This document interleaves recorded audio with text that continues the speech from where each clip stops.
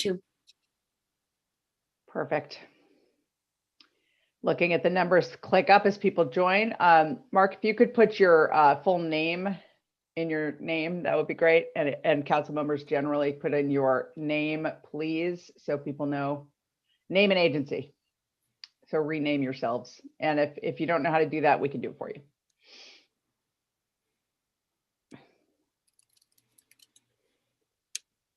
Okay.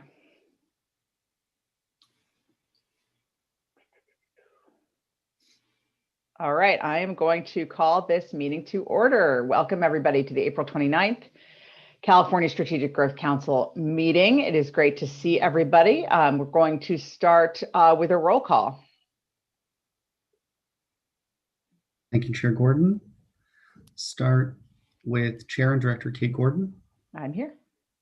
Vice Chair Mike Flad. Here. Secretary Karen Ross. Secretary Mark Galley. Secretary Jared Blumenfeld. Present. Secretary Wade Crowfoot. Here. Secretary David Kim. Here. Secretary Lourdes Castro Ramirez.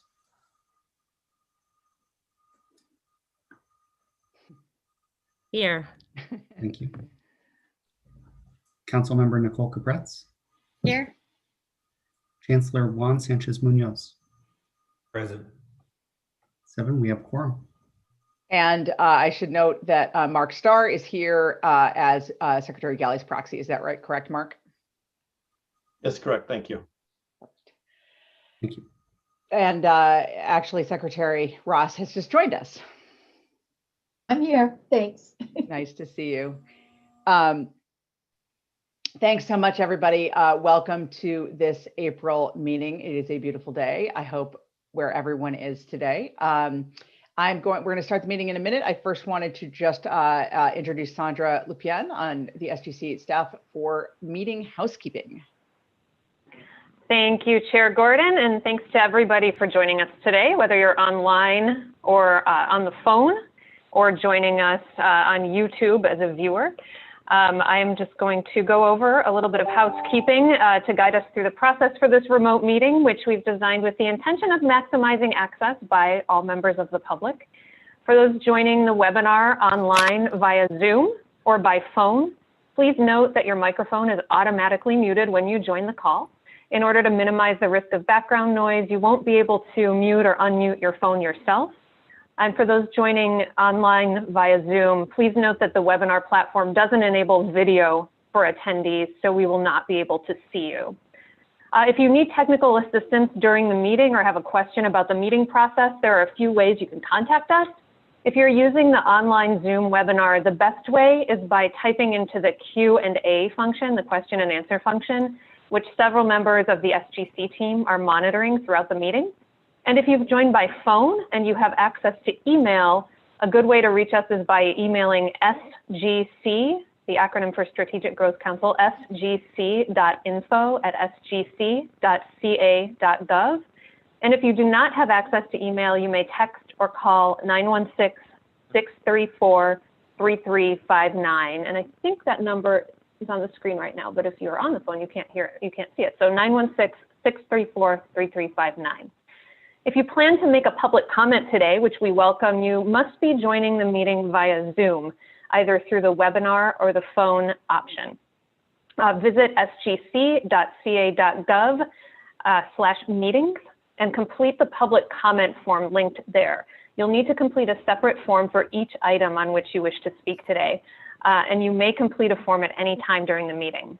When Chair Gordon opens the public comment period for your item, we will read the names of everyone who's submitted a form for that item in the order that we're going to call on you to speak. So when you hear your name read in that list, please raise your hand. To do this online in the Zoom webinar, please click Raise Hand under the Participants menu, which you'll find at the bottom of your screen.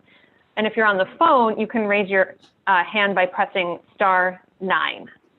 When it's your turn to speak, a member of our team will unmute your microphone. If you're online, you'll see a window popping up to alert you that the host is unmuting you, and you'll need to click the option to approve unmute. After that, just begin to speak. If you're on the phone, you will hear a recorded message alerting you that your line is unmuted, and just begin to speak when you hear that. Each speaker will have a maximum of 2 minutes to make their remarks. If you're online, you'll see a timer pop up on your screen, so please monitor that and wrap up your remarks accordingly. Whether you're online or on the phone, Chair Gordon will notify you when your time is up, and after that, we'll mute your microphone, and you won't need to take additional action. If you're unable to complete the online form but would like to make a public comment, please email sgc.info@sgc.ca.gov. And finally, members of the council, this note is for you. To notify Chair Gordon that you'd like to enter the discussion, simply use the raise hand function in Zoom under the participants menu, and she'll call on you in turn. After you speak, please remember to click the button to lower your hand so we know that you're not in line to speak again. And that is all. Back to you, Chair Gordon. Thanks so much, Sandra. And I know that for at least a couple of you, the raise hand function never works. So I will also be keeping an eye on your videos to see if you want to enter the conversation. But thanks so much. That was great. Lots of instruction, but we always really value public comment. So it's really important to know how to do that. The next item on the agenda is item 3, which is approval of the February 24th meeting minutes. Just a note that members need not have attended the meeting to vote, but can abstain on this item. Otherwise, we need a motion and a vote on the minutes. Moved. Thank you. Second. Matt, roll call. We can actually take a visual hand raise on this. Perfect. All right, all in favor? Any abstentions? And I saw no nays, so thank you. Motion passes. Motion passes. Thank you. Thank you so much. Look, Matt is new to the team and already increasing our efficiency. So we really appreciate him as the newest legal counsel to SGC. Thank you, Matt. All right, moving on to item 4, council member updates. And I would like to kick off the council member update section of this meeting to spend a few minutes acknowledging Louise Bedsworth, Executive Director of the Strategic Growth Council, for whom this is the last meeting and in fact the last week of her state service. And I know that all of us have just enormously appreciated Louise's service and commitment to the Strategic Growth Council, to the values we all stand for. And I would love to hear from all of you, but first I need to say that others besides us appreciate Louise's service to the state, including Senator Nancy Skinner and Assemblymember Buffy Wicks, who have today announced a resolution, Matt is holding it up, honoring Louise and her service to the state from the legislature. And I won't read the whole thing, but the first part of it I think says a lot, which is, whereas Louise Bedsworth is stepping down as Executive Director of the California Strategic Growth Council after 3 exemplary years in the role and 10 years of dedicated public service to the state of California, it is appropriate at this time to highlight her achievements throughout her years in office and extend to her a heartfelt thank you for a job well done, and goes on to list many really impressive accomplishments. So just wanted to say from all of us, from the legislature, and those two are Louise's legislative representatives. Thank you for your service, Louise. And with that, we'll open the floor to other comments from the members. Karen Ross. So I want to be the first to say Louise won. Louise won, I think, is the person who traveled the longest going back and forth from the Bay Area. That commute is horrendous, and I think Louise won. So I wanted to say congratulations on that, Louise. And it just shows how lucky we are to have someone who's so dedicated to the state, to the Strategic Growth Council, to her fabulous work on climate. She has been not only a tremendously intelligent person to work with, but she's so thoughtful and delightful to work with. And Louise, what I admire most about you, and it's a long list of things, is how you really help lead the way with designing some of our programs with equity at the center, and have really taught many people about that. You will have, your legacy will be well known, and it will be long lived because of the many differences that you've made and your dedication to the Strategic Growth Council, to the great staff that you've hired and mentored, to all the executive fellows that are part of that. Thank you. It has been truly an honor to work with you. So thank you. Oh, thank you. Thank you, Secretary Rutz. I've got hands here. Secretary Blumenfeld. Thank you so much, Louise. I can't see you, so it's weird on the Zoom, like, where's Louise? Where's Louise? Hopefully she hasn't left already. She's here. I just want to thank you, first of all, just for your incredibly strong and thoughtful and compassionate leadership of SGC. We sit up here on the podium, but most of the work, 99.9% of the work happens with you and the team. And you and Jesse have brought in amazing people. You've really focused on problem solving. And I know, for instance, with the struggle we just went through back and forth into agency on coming up with criteria, you really, I think, did an incredible job of navigating that and getting us all to a good place where compromise is often defined as no one being happy, but with Louise, compromise is defined as everyone being happy, which miraculously seemed to happen time and time again. And I also want to, this is obviously reflected in the agenda, but just want to thank you for the work that you've done on racial equity and GARE. In particular, I think SGC is kind of the model of state agencies when it came to this, and none of that would happen without your leadership and your team. And then the last part really is just the fun of going out with you when we still had the opportunity to TCC sites and realizing, which is really why we're all on the SGC, the incredible work that happens as a result of the decisions to fund projects, and just seeing the people working, seeing zero net energy homes being built, really was just inspiring. I mean, that's what keeps me going. And I'm sorry that you didn't get to stay through the end of COVID to see some of those projects to fruition, but you will always be indelibly linked to them. So thank you, and really good luck with everything that you do next. Thanks, Jared. This is Louise's, by the way, worst nightmare is having everybody talk about her in a public forum on screen, but we're doing it anyway. Secretary Crowfoot. Well, huge thanks, Louise. You've spent a decade of your career in service to the state. And I have so many memories of one, us commuting back and forth on that challenging commute, which you've kept up for 10 years. And then, of course, also being colleagues at the Office of Planning and Research early on in the Brown administration. We all know Louise by her first name, but we could also call her Dr. and should call her Dr. Bedsworth. She brought to the administration, first the Brown administration, then Newsom administration, tremendous sophistication on all the topics that we cover, both climate mitigation and climate adaptation.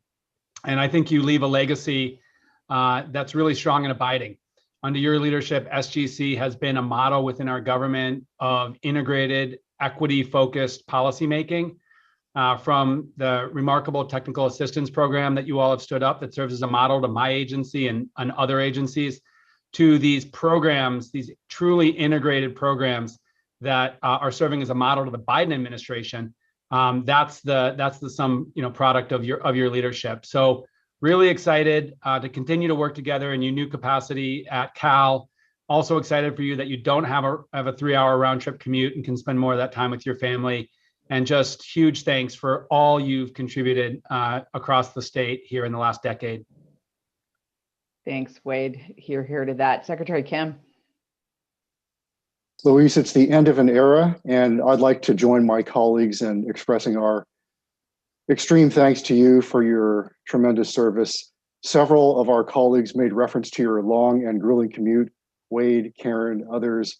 At least you did it sustainably, and you took Amtrak Capital Corridor most of that time. So maybe you are, we should call you Amtrak Louise, second only to Amtrak Joe. So thank you for being a regular patron of Amtrak Capital Corridor. And drove an electric car when not on Amtrak, we should say.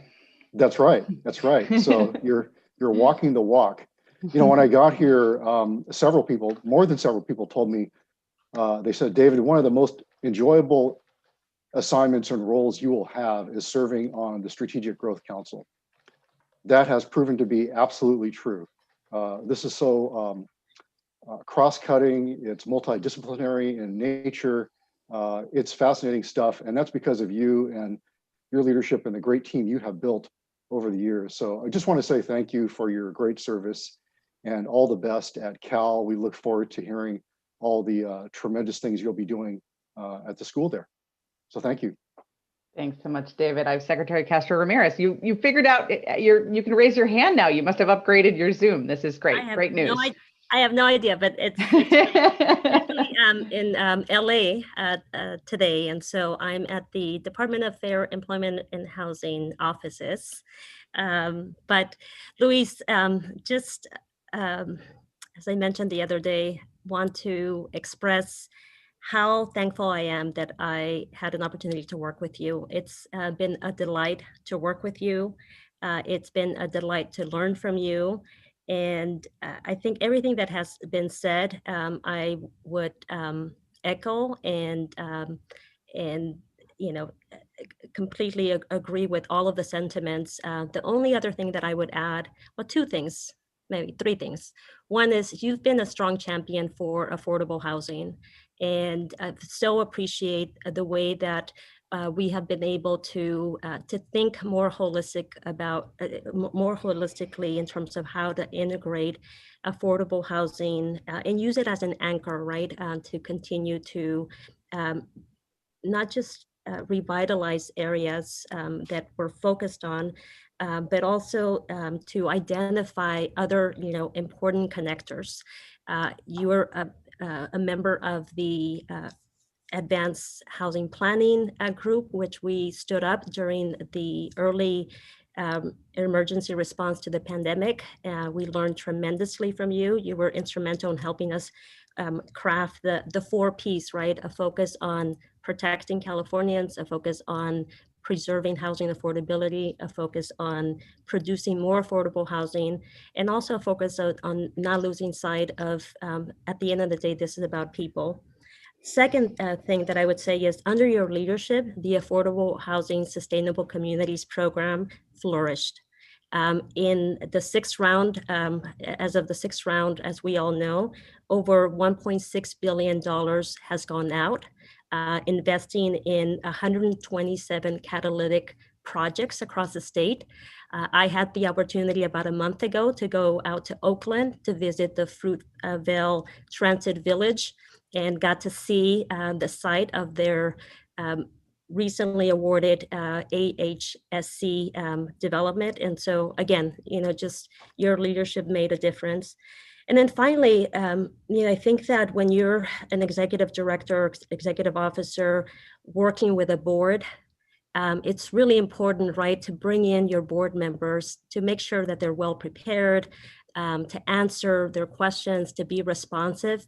And you have done that superbly. I love the way that you get scheduled, you reach out to us basically and, get on our schedules, are available and ready to answer any questions. And, that speaks volumes in terms of your commitment to really building true engagement from those of us that serve on the council. So just on behalf of the Business Consumer Services and Housing Agency, want to thank you for your service, for your leadership, and look forward to staying in touch. Thanks. Thanks, Lourdes. And then I finally have Mark Starr with his hand up. Oh, I've got more hands coming, and I know we have public comment on this too. So Mark. All right, well, let's see if I can successfully continue embarrassing Louise. Thank you, Louise, from our entire agency, Health and Human Services, for your diligent work, and sometimes at all hours of the night and weekends, to lead the Strategic Growth Council as its charges expanded greatly over the last several years. As Karen and several others have already said, you've helped facilitate a historic shift towards equity as a way of doing state government, state business, things ranging from technical assistance and engagement, but also prioritizing monetary and infrastructure resources for those communities that need it the most, those that face historical and continuing injustice.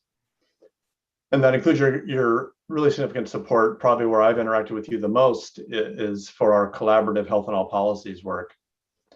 Supporting communities to improve their living conditions is ultimately something that improves all health outcomes, and something that resonates, of course, with us in public health and health and human services. You'll definitely be deeply missed, but we know where to find you over at UC Berkeley.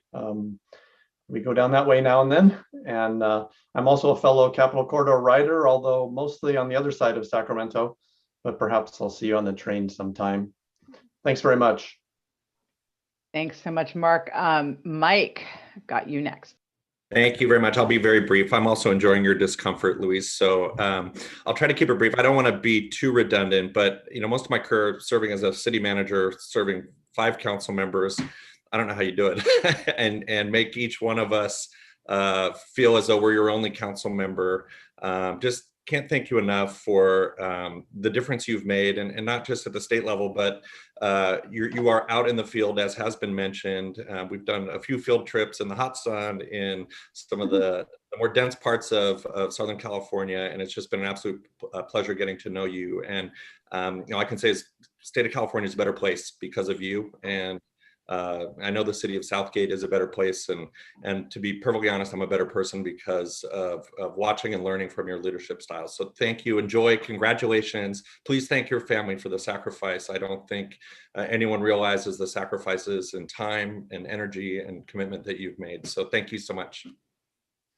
Thanks so much, Mike. And I've got Nicole. Well, Louise, I'm really going to miss you. I think what I most appreciate about you is your calm, steady leadership. And you kind of lead from behind, which I really admire, something I always aspire to do, but don't think I do with my team. I also have really enjoyed partnering with you on trying to elevate TCC and really getting that to be at the forefront of kind of where we're headed as an institution and as a state. And I'm just thrilled. And I know you were thrilled to tell me that there's hope, that it seems like it's getting traction. There's more and more understanding of the power of really doing those strategic investments in certain underserved communities. And so I've enjoyed, being partners in crime on making that happen. So thank you so much. And I just, like everybody else, find you to be pleasurable to work with. And I'm always looking forward to our conversations and figuring out how we can make things better. And I know for sure I can speak on behalf of San Diego and saying, I know some folks mentioned that the guidelines for AHSC and how tricky it was to navigate all the competing interests. But from San Diego's perspective, huge win. People are thrilled, and I attribute that a lot to your leadership. So really gonna miss you. Thanks, Nicole. And I'll just say very quickly, just, in addition to what everybody has said, like I think David said, when I was thinking about coming on to LPR to take this job, the idea of being able to be on SGC was just a huge plus, but particularly I had the honor of getting to work with Louise over the years in a variety of projects, and just really was so happy that she was willing to stay on for a couple of extra years beyond the administration change that was not, I think, her intent, but really has made just the transition so much steadier. Louise, as people have said, you have such a steady hand, and I think your academic background just makes you so thorough and thoughtful. And as folks who know me know that I move super, super fast, and I'm always doing 15,000 things at once. And having you as a counterbalance to really just make sure we're really thinking through the issues, really thinking about the implications, has been just a joy. So thank you from me as well. Look, now I'm going to tear up. We're all going to tear up. So thank you. And luckily for you, I think the comment cards are mostly on other items, although I bet people are going to comment on this. So I don't know if you want to say anything, Louise, now or wait, but we just threw a lot at you. So. Well, thank you all.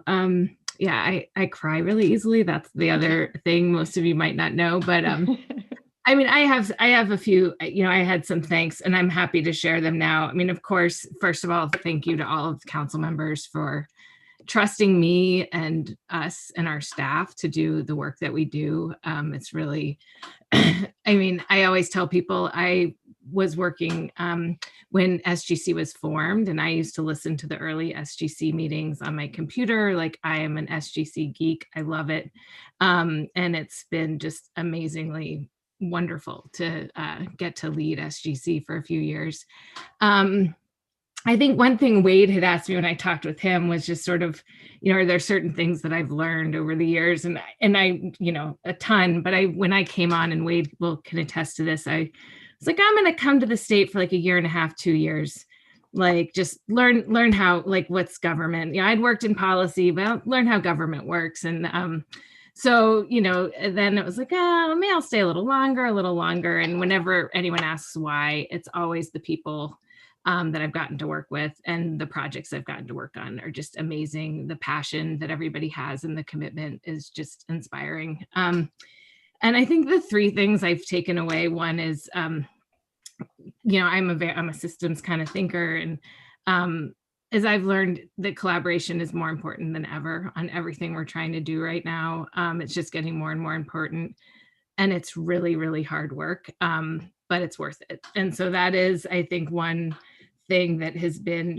whether it's collaborating across our agencies and our departments with SGC, collaborating from the state down to the neighborhood level, and collaborating with other branches of government, getting people in the legislature to understand what we do, those sorts of things. So that is one for sure. And I thank you all for, highlighting the work on equity. I mean, I think the other piece for me is I have learned so much from, our partners, from our staff, from all of you, on thinking about how do we advance equity. And I think having conversations that 10 years ago, I would have never felt comfortable having. And I just think it's so critically important that we're having these conversations and we're doing this work. And so, thank you for that. And I think finally for me, the place I've learned the most is the projects and the communities. And I think I've always been a believer that we need sort of a top-down, bottom-up approach to addressing our long-term sustainability challenges. And I think more than ever, seeing projects on the ground, I just know, like, it has to come from the ground up, so that we can see the solutions that work. And, we set the direction, but communities are what are doing the work, rural, urban, at all scales. And so that, to me, I think those are the three things I will take away. My goal is to try to think about how we scale and build on the kinds of work we've been doing at SGC. So no, I will be cheering you guys on from the sidelines. And maybe, in a few years, I'll jump back in on the state, get back on the Capitol corridor. Maybe it'll be electrified. I don't know. And come back, but I won't be far away. And probably I'll be bugging you guys over the years. So thank you all very, very much. Thank you so much, Louise, and everybody. And I completely just preempted everything else, but I don't know if anyone else had any other updates. We actually do at least have one comment card on this item. So any other quick updates from folks before we go to public comment? I'm not seeing hands. I'm not seeing people. Okay, Sandra, do we have public comment? Kate, we do have one person signed up for public comment, and it's Julia Kaplan. Julia, I think you can just unmute your own microphone because I think you are a panelist. Thank you. Yeah, I'll keep this very brief, but Louise, I want to offer my appreciation as well. And in particular, I'm speaking not just on my behalf, but on behalf of the Public Health Institute, really valuing the partnership that we've had over the last decade between Public Health Institute, Strategic Growth Council, and the Department of Public Health in launching the Health and All Policies Task Force, building the infrastructure and systems for that work, and ultimately launching the Capital Collaborative on Race and Equity. And I, in particular, want to appreciate your courage and vision and figuring out within the bureaucracy and the systems how to just keep the eye on the prize and make really big things happen. Thanks, Julia. And thank you, everybody. I really appreciate it. And again, Louise, thank you. And I should say that the full text of the legislative resolution will be entered into the minutes. So it'll be part of the public record for this meeting, which is great. And they even framed it and made it all fancy, Louise. So you will get to have something to put on your wall. And I think with that, we can stop embarrassing you for a minute and move on to item 5. I'm waiting to see if anybody tells me I can't do that. Okay. Item 5 is the consent calendar. This is, there are 2 items in the consent calendar. The 2 items are, we'll read the 2 items, and then I will call for comment if there is any, and then we will do a vote.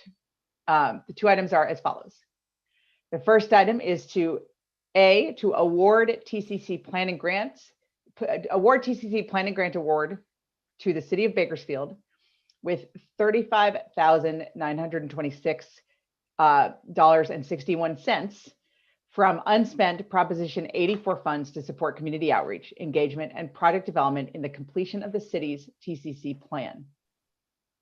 The second item is to rescind $175,315 in wildfire resiliency and recovery planning grant funded with Proposition 84 funds from the city of Moore Park. Award the returned funds to the County of Los Angeles to support recovery from catastrophic wildfires from 2017, 2018, and 2019.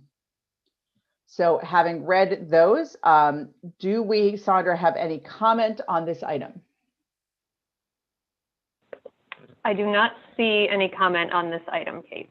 Great. All right, with that, I think we're happy to take any questions. If there's a discussion on these items, we'll have to pull them from the consent calendar, but just need to offer that opportunity. Otherwise, I will call for a motion. I'll make a motion to approve the consent calendar. Second. And Matt, can we do a hand raise, or do we need to do a roll call? This one needs to be a roll call. Okay, go ahead. Chair Gordon, Yes. Vice Chair Flatt, Yes. Secretary Ross, Yes. Deputy Secretary Mark Starr, designee of Secretary Dr. Gali, Yes. Secretary Blumenfeld, Aye. Secretary Crowfoot, Yes. Secretary Kim, Yes. Secretary Castro Ramirez, Yes. Councilmember Capretz, Yep. Nicole, I think you might have been on mute. My God, sorry, yes. and Chancellor Munoz. Yes. It's unanimous. The motion and consent calendar passes. Thank you, everybody. And again, I have to hat tip to Matt Reed, who has also taught me how to make consent calendars much more efficient. So thank you, Matt. All right, with that, the next agenda item is item 6, which is back, the attention back on Louise Bedsworth, on Dr. Bedsworth with Executive Director's report. Louise. Great. Well, thank you all. And this is actually fairly brief. Next slide, please, Fabiha. But I did want to provide some staffing updates, a few program updates, and then I shared my thank you, but I'll say thank you again. So first on the staffing updates, we've had several new staff join SGC. I think you've all been introduced already to the voice and brilliance of Matt Reed, our new staff counsel, who is joining us from the city of Sacramento. Tong Pham has joined us as our senior administrator, coming over from the census, and has been for folks who are familiar at all with SGC's budget, has been a huge asset to us as we navigate the complexities of that. And so we're thrilled to have her. And then Bo Chung, who is not a new staff to SGC, but has actually shifted roles within SGC. He had joined our health and equity program last spring, but has now moved over to join our high-speed rail team as a senior projects analyst, and will be helping to lead some of our work on the ground, especially in the Central Valley, focused around the high-speed rail project development. Sadly, we have some staff departures as well. Ryan Silber, who has been our manager of the AHSC program for the last 3 years, will be departing next month. And Judith Hinn, who is our analyst in the AHSC program, left us to go over to BCSH and continue working on homelessness issues with the state. So huge losses to that program, but great next steps for both of them. And then Elizabeth Hessam, who's on our TCC team over at the Department of Conservation, is moving over to the Department of Food and Agriculture's Healthy Soils program. And so we will miss her. She's worked closely with a number of our grantees. And then, of course, I will be departing at the end of the month. And Jessie Buendia, our deputy director, will be stepping in as the acting the acting executive director. We've also made a few shifts and made some promotions in our staff that I wanted to make folks aware of. Saharnaz Mirzazad, who's managed our TCC program for years, is moving into a role that will oversee both TCC and AHSC, really looking at the synergies across those programs, and also thinking about just strategically aligning our community investment and planning programs. And so really excited to have her in that role. And then Sophie Young, who has been on our TCC team, actually from the Department of Conservation and then came over to SGC, is now stepping up as the TCC program manager. So we're really excited. We will be doing a fair amount of recruiting in the coming months, especially on our AHSC team, and we'll certainly be passing word around to everyone to get some help with some big holes we have to fill. Next slide. Louise, just before you jump on this, I should have said earlier, but wanted to give folks an update really quickly. First of all, during this meeting at the very beginning, we just got word from the governor's office that they've approved us starting to look for a new HSC manager. So that is one of the positions we will be looking for. So folks on the phone and the council, please, that's a critically important position, obviously. So please help us with that. The second thing is that so folks' awareness, we are currently have an interview panel, which includes a member of the council's key staff, a member of the current SGC staff, a member of our administrative team at OPR SGC, and myself doing interviews for the new executive director. We have done several interviews. We will have a subset of those folks interviewed by interested council members. And thank you to those of you who've already said you'd like to be part of that process. We welcome you to be part of that process. And the final decision, of course, will be made by the governor's office appointments team. So that is that process. I just wanted to let everybody know that we're in the middle of it right now. We have huge shoes to fill here, but we are absolutely committed to finding somebody great to kind of take this ship and continue steering it. So just wanted to give those quick updates, Louise. Go ahead. Great, thank you.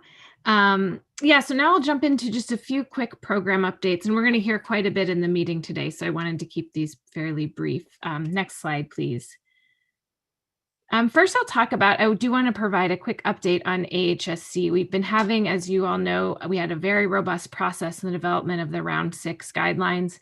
The application process is open.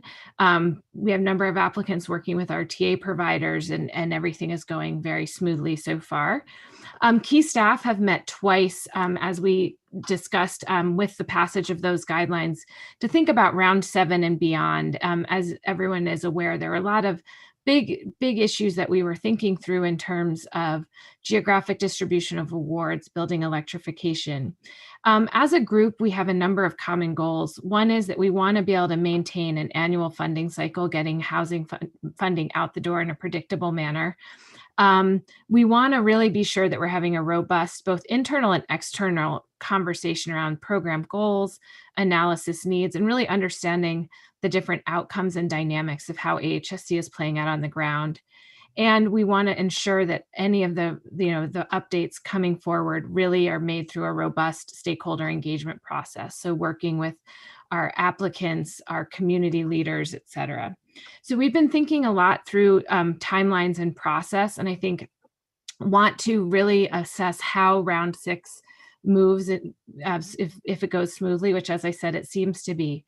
If that's the case, we are contemplating considering trying to make just minor updates to Round 6 guidelines to update to statutory changes, and try to get back onto our original annual cycle, which was a fall guidelines adoption and NOFA release timelines. That would mean we would look this summer to do some statutory updates to the guidelines and then bring guidelines back to the council in the fall and get money and start a NOFA in sort of late October, early November. We want to make sure and really evaluate how round 6 application process goes before firmly committing to this, but we've had some initial conversations with stakeholders and technical assistance providers about this, want to open those lines of communication so we can hear from people. But also want to get on folks' radar that this is a possibility, especially given the timelines it takes to get projects together. So this is very much, we're in an evaluative phase right now. And so I know it's a little uncertain, but wanted to just make everyone aware of the conversations that are happening, because I think they have a lot of potential for really some excellent engagement and diving in deep on some of these really complex issues, of some of these intersectional issues within AHSC, and that I think we need time to look at the data and work with stakeholders around. So that's an update there. And as we move forward, Jesse and Saharnaz will definitely keep everyone abreast. We'll continue to maintain this conversation through our key staff, where we also have HCD and CARB as our program partners, joining all of those conversations as well. Next slide, please. I just wanted to give a quick update on some TCC implementation milestones. One is, I mentioned we were close, but I wanted to just confirm we've executed all of our round 3 awards, both planning and implementation grants, which is really a goal we've really tried to do, is just really streamline that process. And so work is underway in all of those places. We also have an upcoming grand opening of a round 1 housing project in Ontario. This is an example of actually a zero net energy, all electric development in Ontario that was developed in just a really rapid timeframe. I know several council members have gotten to see this project in process, but there will be a grand opening and, with residents and everything in June, which is really exciting. Also, I got to participate in the first Transform Fresno Summit in March, which was just Fresno, again, a round 1 grantee, gone through a lot of leadership transition, but with just incredible momentum and leadership continuation in Fresno. And so just really exciting things happening on the ground there. And then finally, we're completing work on disadvantaged unincorporated communities eligibility in TCC, which will really think about how we can serve rural and unincorporated communities through the program. And that work will be coming forward to the council later this year as well. Next slide, please. Also, I wanted to mention our climate change research program, which has developed an investment plan that we've committed to updating every 3 years. As we're looking at updating the investment plan right now, knowing there's a lot of uncertainty in terms of research investments generally over the coming years, we've really been looking at how this plan can support a broader suite of state activities. And so we've been working closely with OPR and the Natural Resources Agency about linking the update to this to support the development of the state's adaptation strategy. And so this has been a really great collaboration, really trying to think about how we take our science to action, research to action framing and approach that we use in our research program and can use it to support ongoing policy activities. Next slide, please. Finally, I wanted to talk a little bit about our health and equity program. As folks know, this was an outgrowth of our partnership with the Public Health Institute, which was a public-private partnership. About a year ago, we were able to bring in staff that was funded through the state budget to SGC to extend this work and embed it into our state staffing structure. And this is our health and equity program. And a few things recently, one is we launched a new program website. And I wanted to call folks' attention to that because it really lays out nicely how a lot of these lines of work work together, our health and all policies work, our racial equity work, and then the health and equity program work. And so that has all been laid out very nicely on our website. So I wanted to mention that. Oh, no.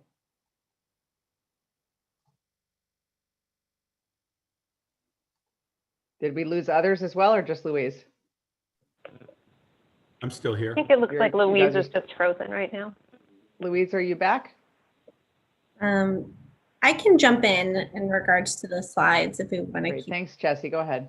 Yeah, I'll so text her.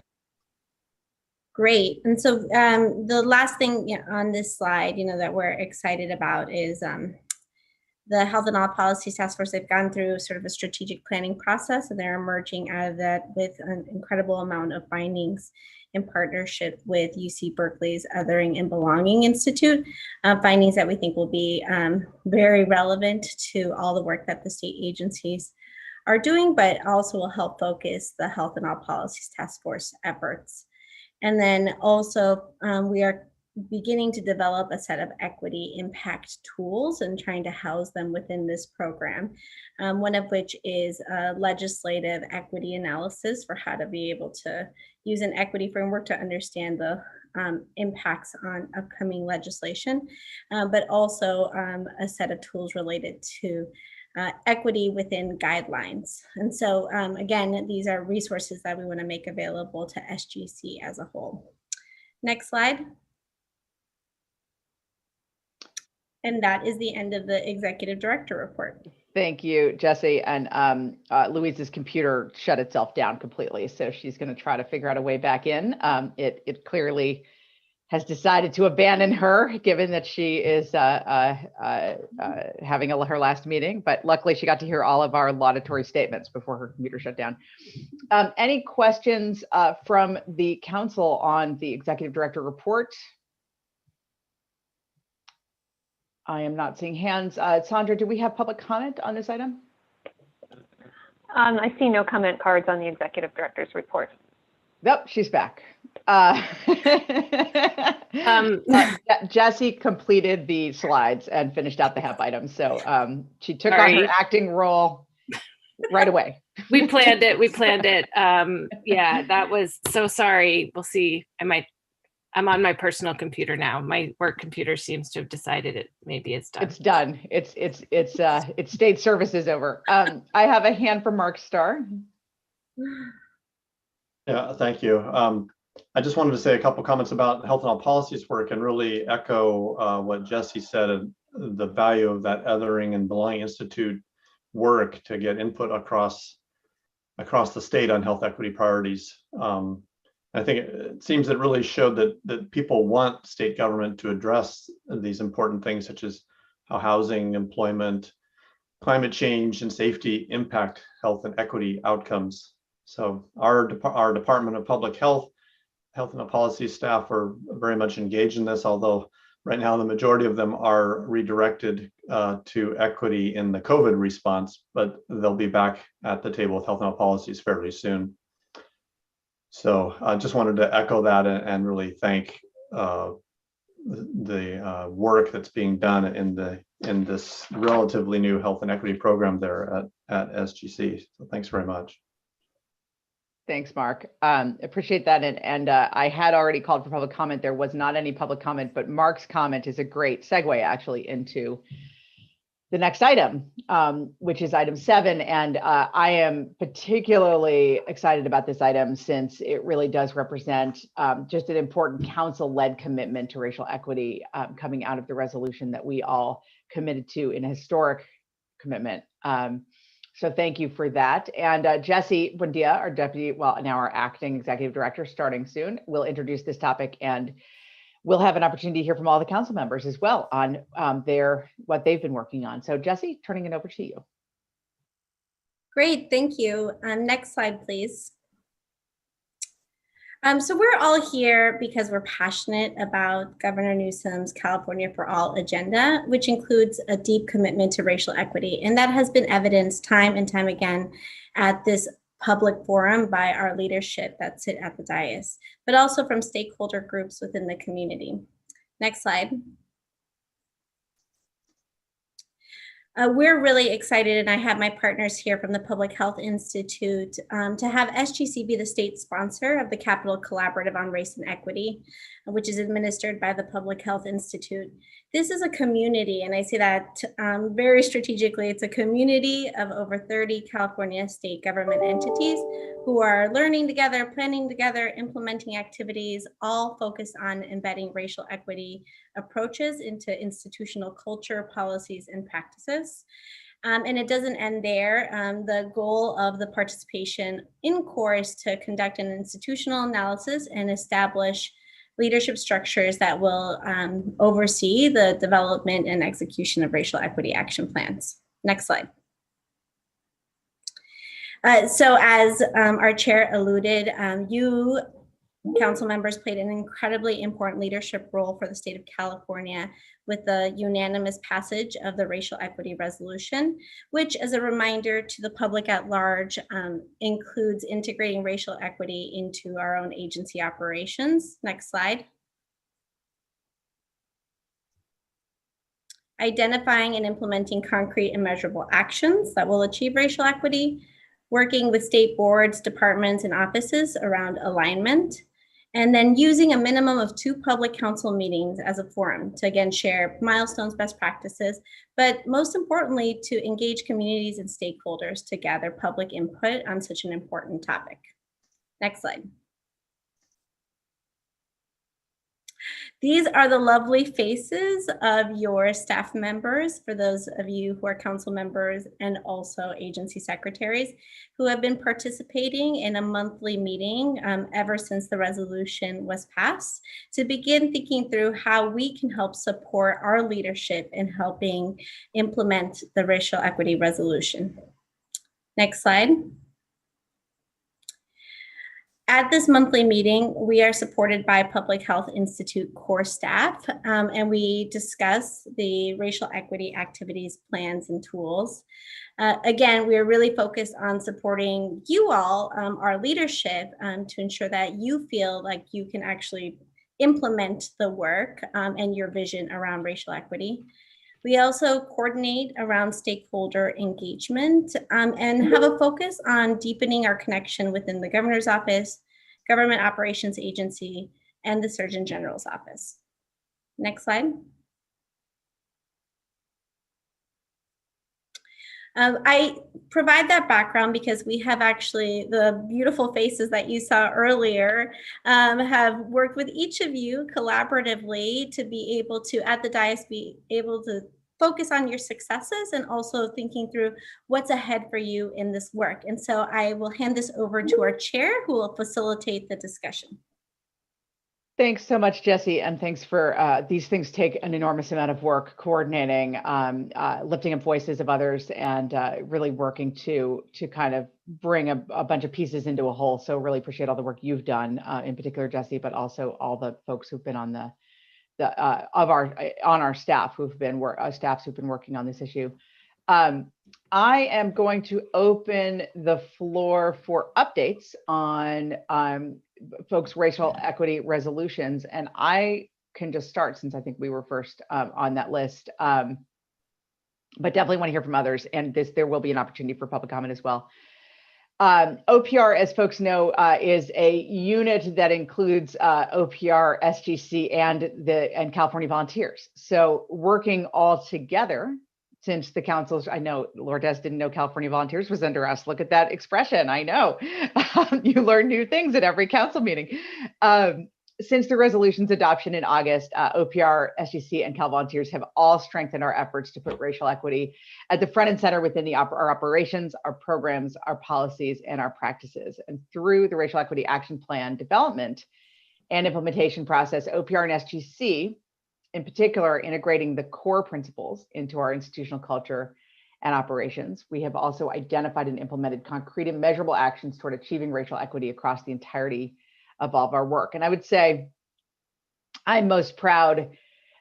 This has been a really challenging time, I think, for all of us. Just the last year has been such a strange, destabilizing year, and the commitment of our staff and our office to this work and to the core classes and training and principles and root cause analysis and all of the work that everyone has been doing from every team at OPR and SGC to institutionalize racial equity during what has been a time when I think we're all destabilized mentally, emotionally, professionally, and I think we're all working about 50% more than we were before, is just stunning. So I just am really proud of the team. And I am every day, but particularly today. Most excited for this year. We're excited to develop OPR's piece of the Racial Equity Action Plan, which will guide our interagency policy and internal administrative action. Really strong emphasis on making this actionable and creating mechanisms for tracking. And as folks know, OPR is involved in a lot of really, really important cross-cutting issues, particularly that affect local and regional government. So I think there's a lot of opportunity here. So thank you to everyone from my team, and particularly Nuintaraki, for working on this with such attention. And I will go to whoever wants to go next. I see David Kim's hand up. Thank you, Chair Gordon. I always like to say that equity is not a talking point or ancillary activity. It is front and center. It has to be front and center. And our goal, long-term goal, is to make sure that everything we do when it comes to transportation programming, planning, project delivery, all of those things will be done with an equity lens. So it is absolutely front and center. And I'm really proud to say that all 8 of our departments, boards, and commissions are fully on board with the equity agenda, including our office. Shortly after the murder of George Floyd, we put out a statement condemning systemic racism and also calling attention to the fact that transportation decisions of the past had the effect of dividing communities and displacing communities, especially Black and brown neighborhoods. We have to own up to that, and we have to take responsibility and do something about it. So that's what we're focused on doing. A number of our departments are taking really innovative steps. Caltrans has formed an Office of Race and Equity with 10 full-time employees. California Transportation Commission has an equity statement. They are launching a series of equity roundtables with stakeholders throughout the state. New Motor Vehicle Board has established an equity advisory committee. And then just a couple other things to mention. Caltrans is in the process of developing an equity index. And this is an analytical tool that will measure the degree to which a proposed transportation project will bring about equity benefits. We think this is the first of its kind in the nation. It's still under development, but we think we're getting close, and it could very well be a model for the country. Also, my office at CalSTA recently did a 2-day equity workshop with professional facilitators. And I gotta say, it was really eye-opening. A lot of food for thought, and it was worth the time. It was pretty much all day for 2 days. It's tough to be on a Zoom call for 2 straight days, but it was great. It was it really stretched our thinking, our minds, and gave us some great ideas for the future. So I would encourage agencies and departments everywhere to try to schedule some time to do well, in pre-pandemic days, I guess we'd call it an offsite, but virtual workshop. It's really worth the time and effort. And so with that, thank you, Chair Gordon. Thank you, Secretary Kim. That's really inspiring to hear how you're incorporating these principles into really significant investment decisions and actions. So thank you for that. I've got Mark Starr's hand up. Thank you very much. There's considerable detail in our report that's in the staff report that accompanies the meeting, so I won't go into the details of that. Just like to highlight some key points and activities that we're really excited about and driven by in the Health and Human Services Agency. Racial equity is a continued commitment of our agency and our departments and offices, and we provide a wide range of services in the areas of health care, mental health, public health, alcohol and drug treatment, income assistance, social services, assisting people with disabilities, and similar programs. We're, of course, continuously reminded of the historical, systemic, and structural racism, as well as contemporary inequities, such as the lack of adequate education, testing, and treatment of COVID-19 among Black, Indigenous, and other communities of color, which have contributed to the disproportionate rates of death and illness among these historically oppressed groups throughout the pandemic. And those reflect inequities that existed before the pandemic and that we hope to address moving forward within the pandemic, but also as we move forward from it. And just a couple of weeks ago, our federal counterpart, the Centers for Disease Control, the director, Dr. Walensky, issued a statement emphasizing racism as a public health threat. And I can personally echo what she said based on my 31 years in public health, that health equity and racial equity has been a long-standing commitment in our field. We've had many programs that focus on inequities for decades, such as Black Infant Health Program, refugee health, tuberculosis control, violence prevention, just to name a few. And as Dr. Walensky said, we recognize, quote, that the disparities in health among various communities are brought about from decades and centuries of marginalization. There's always more to be done at our agency, Health and Human Services. We recently conducted a rigorous and comprehensive review of our agency and departments, and that included work on recommendations to advance racial and health equity agency-wide, including for our staff and programs, our data and metrics internally, and also for the communities that we serve. And we're particularly pleased to see that the governor's proposed January budget for 21-22 fiscal year requests $9.7 million to implement various equity initiatives. I'd also like to elevate that our departments and offices have been leading the charge on building capacity for racial equity in California state government. And so you heard about GARE from Jesse during the report. California Department of Public Health was an early leader by participating in GARE, the Government Alliance on Race and Equity. And this is the predecessor of CORE, the Capital Collaborative on Race and Equity, Racial Equity. Northern California local government had a cohort back in 2016, and when we kicked it off for this, at that point, our department did, and that led to an expansion for cross-state agencies. And so within our agency, social services joined CORE in 2018, community services and development joined in 2018, and Department of Agency most recently. There's a couple examples too of great work happening in the workplace development side. The director of our Department of Rehabilitation, Joe Javier, and is a strong advocate for people living with disabilities, and he's leading the charge toward a more diverse and inclusive workforce. So it's a tall order to fill. It's going to take robust information sharing, programs having tough conversations with stakeholders, reviewing our funding priorities, enacting policy change, and even just talking about race and racism in the workplace to bring about meaningful change. Our agency shares the commitment of our governor to continue pushing forward toward racial justice and to do so from within our staff and our programs. So in closing, I'll just say that these words and these commitments are just early steps in a long journey toward racial equity in government. And we're excited to be working with all the other members of this council to fully realize a healthy California for all. Thank you so much. Thanks so much, Mark. Really appreciate that and all the work that you've done so tirelessly on these issues for years. Other agencies or council members or public members, Karen, Secretary Ross. Sure.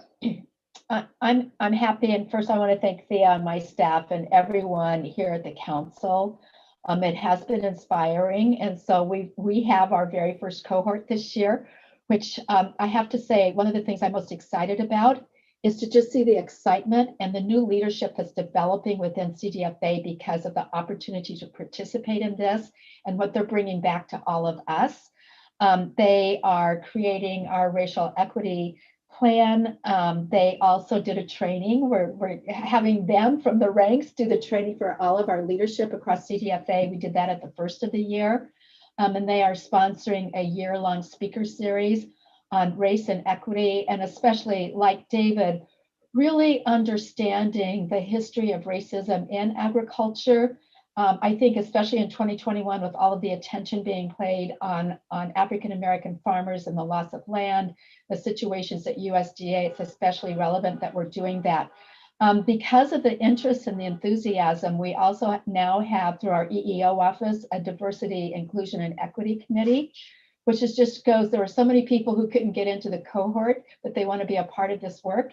And I think that says a lot. Externally, I'm very pleased with how responsive certain sectors of agriculture are to see us doing this kind of work. We've created 2 new ad hoc advisory committees.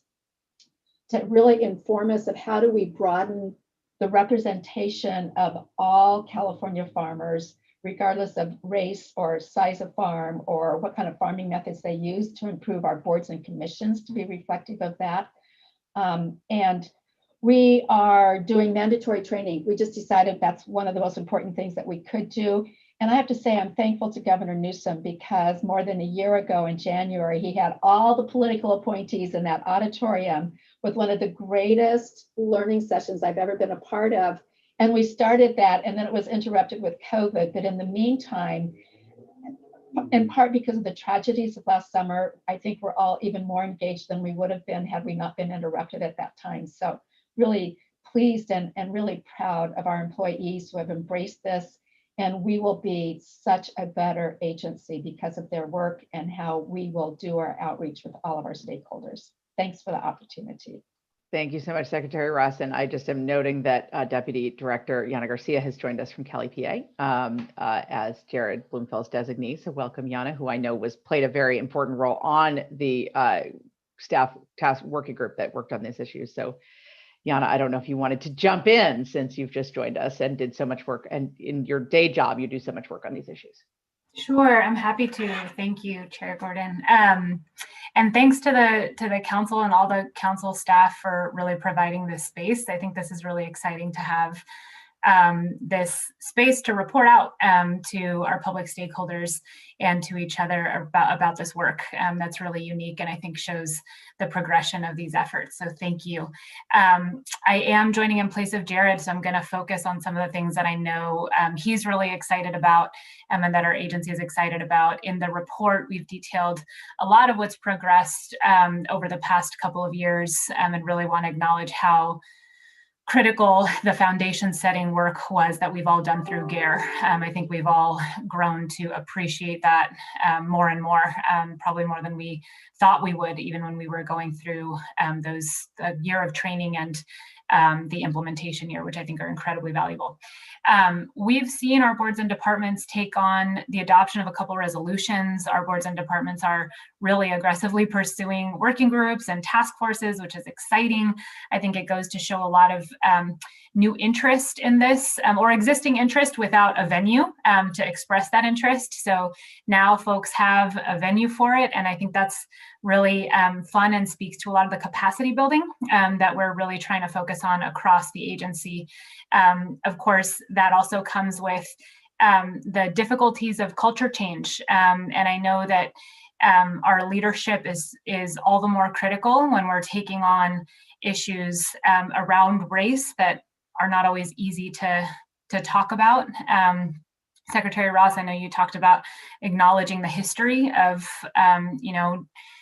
systemic impacts on farmers of color. And I think we see the same thing on the systemic impacts, of course, in the environmental space. We've done a lot of data collection and gathering, and I think we're really excited.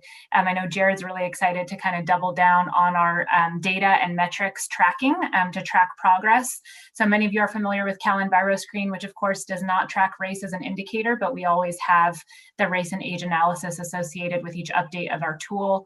We've actually gone forward with the race analysis on the front end this time when we've released the draft, which is new. So we have updated race demographic data associated with our census tract scoring and the updated indicators that are associated with CalEnviroScreen 4.0. I think that's really welcomed, at least for us at the agency level. It helps us track exactly who is at the effect of these disparities. And I think we often tend to abstract away from the question of race and the issue of race. So it lets us kind of pinpoint exactly what's happening there. So I know Jared's really excited, and we all are, to continue that type of work. Our redlining story map does a lot of storytelling around the history of the practice of redlining and what that's meant for existing environmental disparities today. So we hope to see that work grow. But just going back a little bit to the culture change, this is not so much a point of excitement, but a point of, I think, tough challenges that lie ahead that we're really looking forward to continue to work with our interagency partners here on this council and otherwise to tackle. And that is dealing with a lot of the difficult conversations that come with this work. Oftentimes we hear from staff about discomfort with some of these conversations, and I think that that's likely shared across the board with many of our agencies. And I'd just like to share that we also hear very positive things from a lot of our staff, and I think one of the things that we've heard loud and clear over the past several months is that consistent leadership, reminders about the importance of this work being diffuse, it being a shared responsibility, as Secretary Kim was describing. It doesn't just belong in one place. It really is all of our responsibility to dismantle the impacts of systemic racism, I think, are really welcomed by our staff. So I'll leave it there. Thanks so much for the opportunity to share some of this. Thank you. And again, just a personal thank you to the work you've done in this space, which I think has been foundational, and we all really have benefited from it. So thank you personally, Yana, for your work. To Secretary Crowfoot. Yeah, thanks. It's really energizing and inspiring to hear about everybody's work in their own agencies. And I think there's so much connective tissue. I'll say, I talk about our agency being on a journey, and really that's kind of 3 phases: listen and learn, commit, and act. And so on several levels, we're sort of in different points within each phase. But let me point to some things that are concrete that we're doing. One is, we're doubling down on a focus for our grant programs to really prioritize disadvantaged and severely disadvantaged communities. Our Natural Resources Agency, a lot of the resources that we actually provide are through general obligation bonds or one-time capital. So in any given year, we could be providing billions of dollars of grants out to local communities. And increasingly, we are reaching higher and higher percentages of those resources going to disadvantaged communities. For example, 2 weeks ago, we announced the latest round of our urban greening grants, and about $30 million to local communities. And effectively, 100% of those grants went to disadvantaged or severely disadvantaged communities. So really recognizing that historically, our agency in the state has provided funding disproportionately to those communities that can make the case and have the capacity to secure the dollars. We're really focusing on expanding and prioritizing, shifting resources to disadvantaged communities. And that includes providing more technical assistance to those communities that want to access these resources but can't. And a lot of the work that SGC has spearheaded and sort of led the way on has informed how we're actually providing technical assistance. So we're really appreciative on that. We are making the case for significantly shifting funding to achieve more equitable access to the outdoors, including our state parks within our agency across the state. We recognize that some of the decisions in our agency impact communities in a negative way disproportionately, so-called environmental injustice.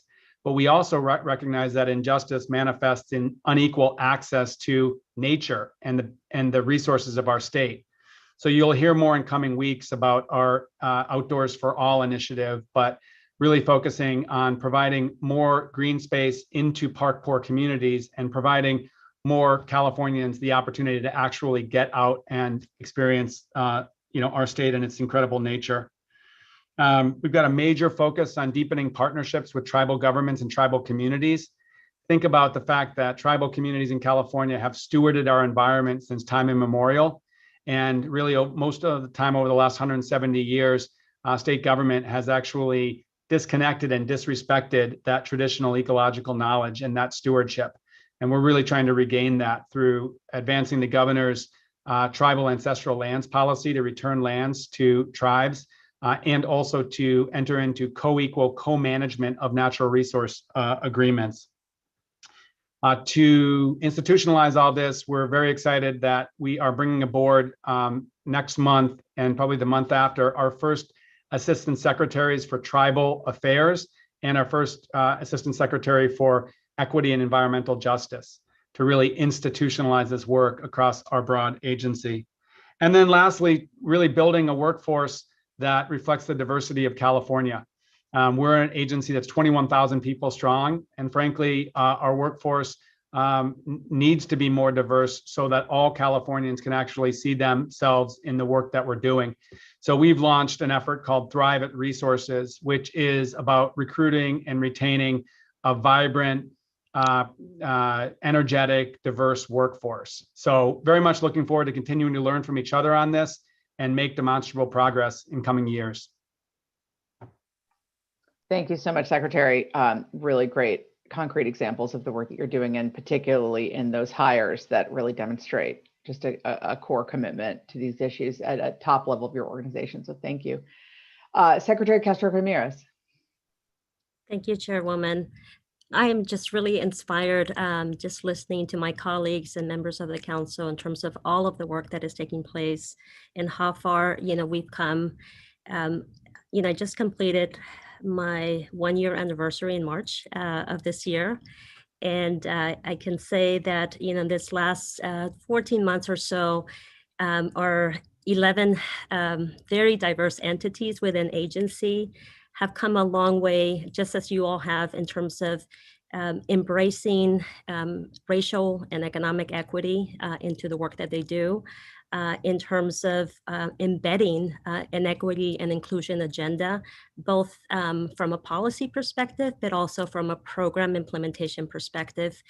I'm amazed, right, to see how far we've come when it comes to looking at the housing space. The Housing and Community Development Department has been very focused on continuing to advance equity as it relates to furthering fair housing and ensuring that we are doing everything possible to ensure that local jurisdictions, right, are doing their part in terms of creating access, in terms of creating and really reversing patterns of residential segregation that continues to permeate in many of our communities.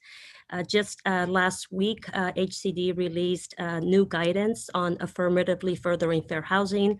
And coupled with that, they also included a data viewer, or basically a set of data and mapping information that allows for local jurisdictions to see how they're doing. And it also connects them to the tools necessary to be able to further their efforts. Also in the space of housing, HCD, as we all know, implemented the Home Key initiative. In a matter of 6 months, they were able to deploy Home Key, creating almost 6,000 units of housing for individuals experiencing homelessness and also individuals at risk of being homeless. But within the structure of the program, which is maybe something that we don't focus a lot of attention, the team was very mindful about including a racial equity metric and a geographic equity metric. And from a geographic, equity perspective, it was a commitment to ensure that these resources, that $850 million that went into Home Key, were made available to urban, suburban, and rural communities. And so I think as we continue to further the equity agenda, it's very, very much, from a racial perspective, from an economic perspective, but also from a geographic perspective.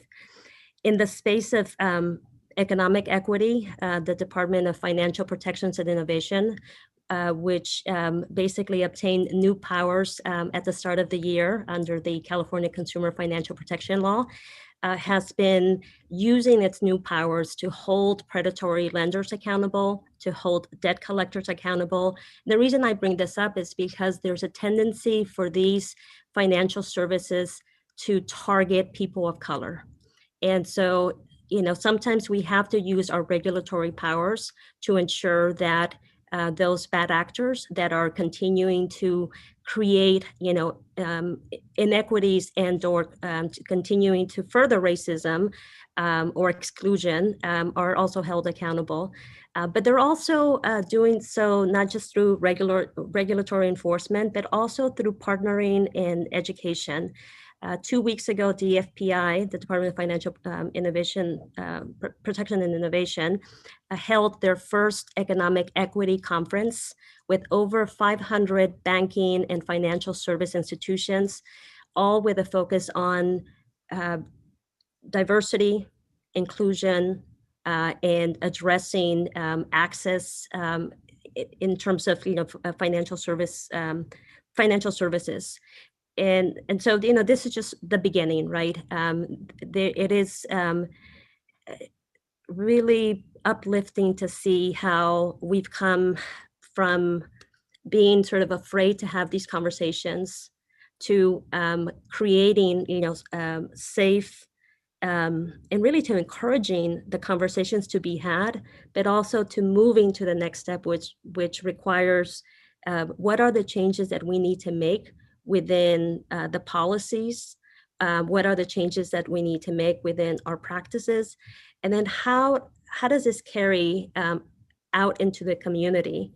I think one of our council members mentioned the importance of data. And I know the governor likes to remind us, right, that you can't improve what you can't measure. So from an equity perspective, I think it's really important that we continue to establish data systems that enable us to understand where we're at and how we're tracking our progress. In the homelessness space, the Homeless Coordinating and Financing Council released the first ever homeless data integration system. And this system enables us to be able to see across the state using information from 44 continuums of care, which are institutions at the local level that are coordinating homeless delivery systems, from prevention to sheltering to permanent housing, who's being served. And so we now know, right, the types of services that are being provided, but also we now know, and it's not necessarily new, but we now know that when we begin to drill down and look at individuals accessing the homelessness service delivery system, there is an unequal or disproportionate, right, representation of Black, Latino, Indigenous people of color within the homelessness system. So why is data important? One, it's important to understand where we're at and understand the gaps. But as we invest our dollars, as we measure the effectiveness of some of the programs that we're implementing, we will have a better understanding in terms of how close we are to bridging that gap or closing, that unevenness that we see. So I'm excited. Our team is excited, and just as I was listening to to the report outs from our council members, I think that as a state, I'm honored that I get to be part of this family that is leading the way across the country when it comes to racial, economic, and geographic equity. Thank you so much, Secretary Castro-Ramirez. Really inspiring words from you. So thank you. And I will say to all folks listening, all of the plans for each agency are in the materials for the meeting, and really encourage folks to read them. There's just all kinds of important actions happening across every agency here that folks didn't have time to get to. So really encourage folks to read those. I don't have any more hands from the council, and I do know that we have public comment on this item. So I will turn to that. Sandra.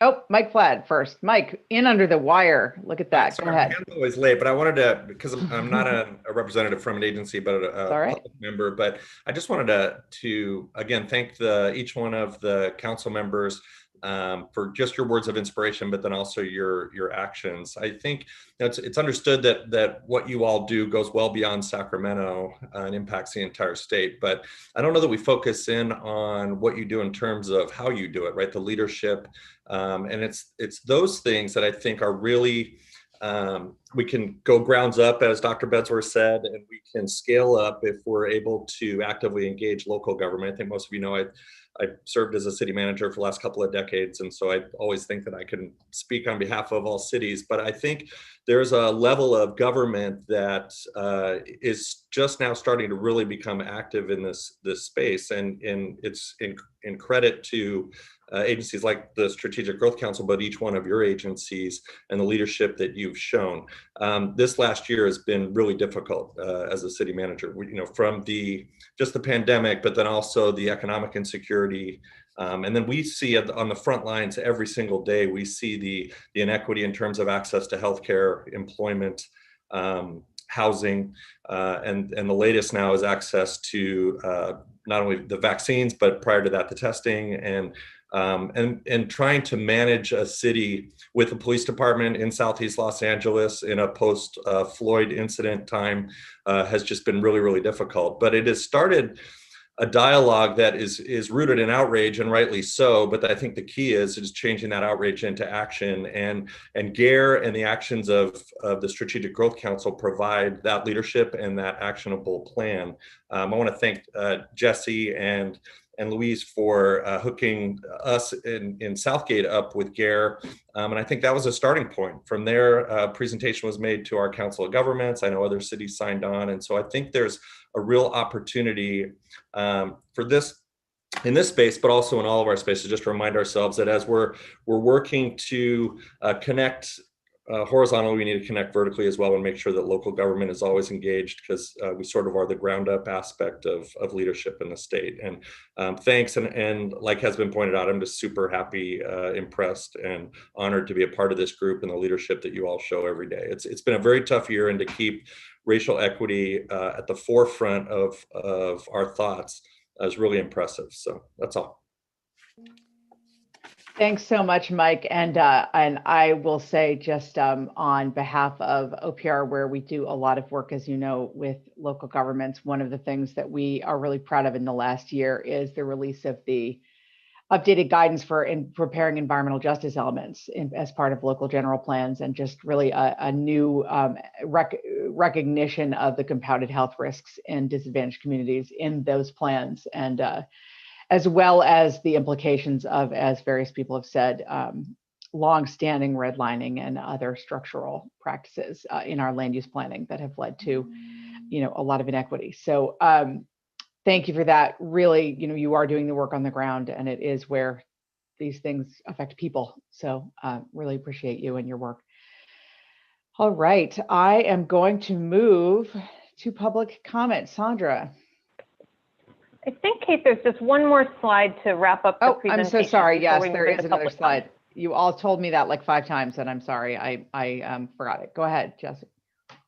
It's a quick one. We just want to say thank you to everybody, but also that as next steps, the Public Health Institute is going to be continuing to support all of the participating core agencies and departments to continue doing this work. They are looking into possibly a 2022 core offering, so another learning year for those departments that didn't get a chance to participate in the past 2 years. In addition, SGC will be focused on lifting up our best practices, shared learnings. I wrote like a million things that you guys said down already. I'm sure you all did too, where we can continue to support each other and learn from one another through the Racial Equity Working Group, and that we are tentatively scheduled to come back to the SGC Council with the SGC Racial Equity Action Plan in August 2021. And so I just want to invite you that for everyone here, we do have the Public Health Institute staff, but also members from the Racial Equity Working Group, if there are any questions that need to be directed to us. Thank you. Thank you so much, Jesse. And thanks to just everyone from the SGC staff, again, who's been working across with your staff across all of our councils and our staff, and council agencies and our staff, and just making this a reality. So it's very exciting. All right, now I think I get to turn to public comment. Okay, great. Thank you, Kate. So I would like to begin the public comment period by reading the names of everybody who has signed up to comment on this item 7 on the agenda. So when you hear your name, please raise your hand in Zoom, and you do that by pressing the raise hand command in the participant menu, or by pressing *9 if you're on the phone. So this is the list of folks. Juliet Sims, the Prevention Institute, either James Corliss or Monica Hernandez with Sacramento Area Council of Governments, Julie Nelson with Government Alliance on Race and Equity, Janice Connellan, Children's Defense Fund of California, Shireen Malekavzali with County of San Mateo, Elena Santamaria, Next Gen California, Lainey Milstein, City of Sacramento, Alejandra Ramirez Zarate with Advancement Project California, and Chelsea Spear of California Department of Water Resources. So please raise your hands, and if you haven't done so yet, and then I will call your name and we will unmute your microphone when it's time for you to speak. So and you'll have 2 minutes for your comment. I should have mentioned 2 minutes. And if you are watching on video, you can see that there will be a timer on your screen. Otherwise, Kate will notify you when your time is up. And without further ado, Juliet Sims with Prevention Institute.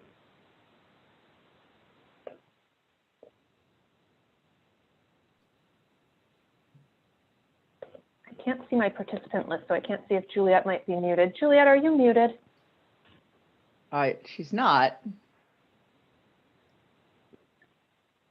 We seem to be having a technical problem. Luis or Michael, could you please help troubleshoot with Juliet? And in the meantime, we'll move on to either James Corliss or Monica Hernandez with Sacramento Area Council of Governments. It looks like we have Monica.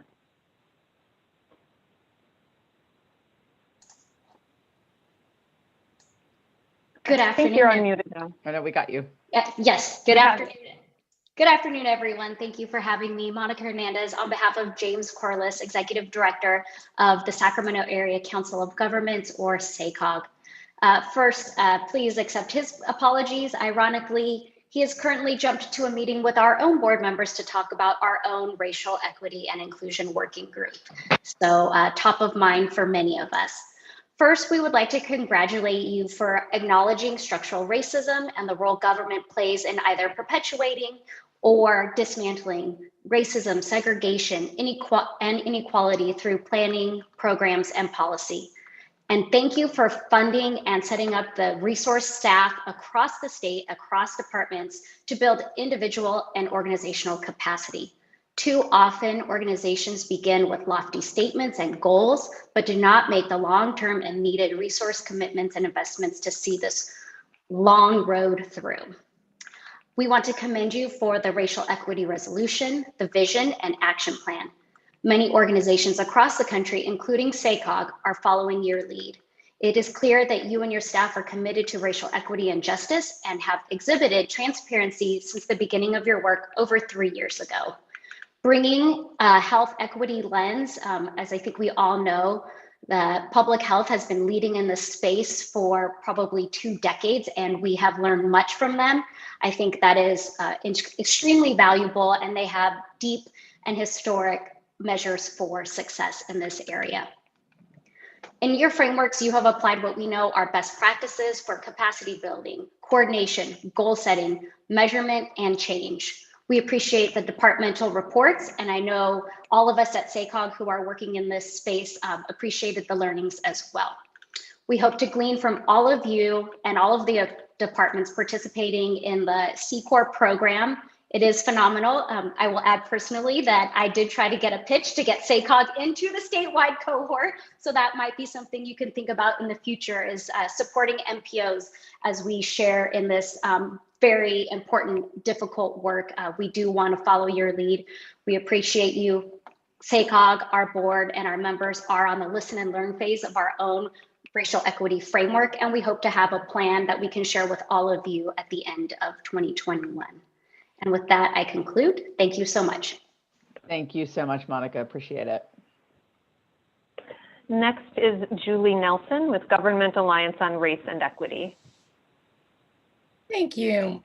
Julie Nelson, Government Alliance on Race and Equity. And it is a true joy to be with you today. Many of you have already referenced GARE. I have had the pleasure of working with many of your staff over the course of years with CORE, and just can't say thank you enough. The work that you are doing is truly groundbreaking.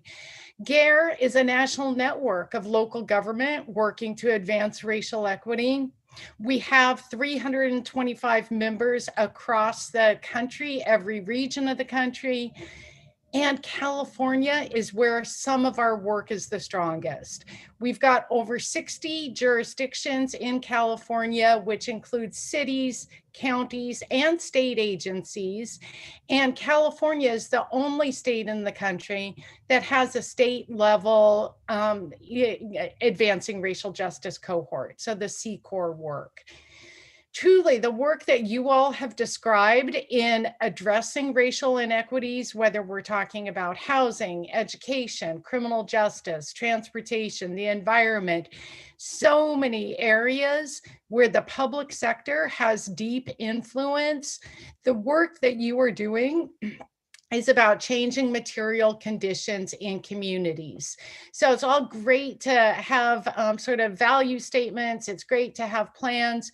Where we really have got to be able to focus is on changing material conditions. Clearly, the work that you all are doing within state government is going to be even more important in the coming months and years. The federal dollars, the recovery dollars, can be used either to exacerbate racial inequities or to address racial equities. So really sort of the opportunities are going to be even bigger in the coming months and years. Your leadership is critical. So I would ask you to keep pushing hard, keep moving this work forward. Your bold and visionary leadership, your willingness to take risks and try new approaches is important, not only for the state of California, but for the country. Thank you.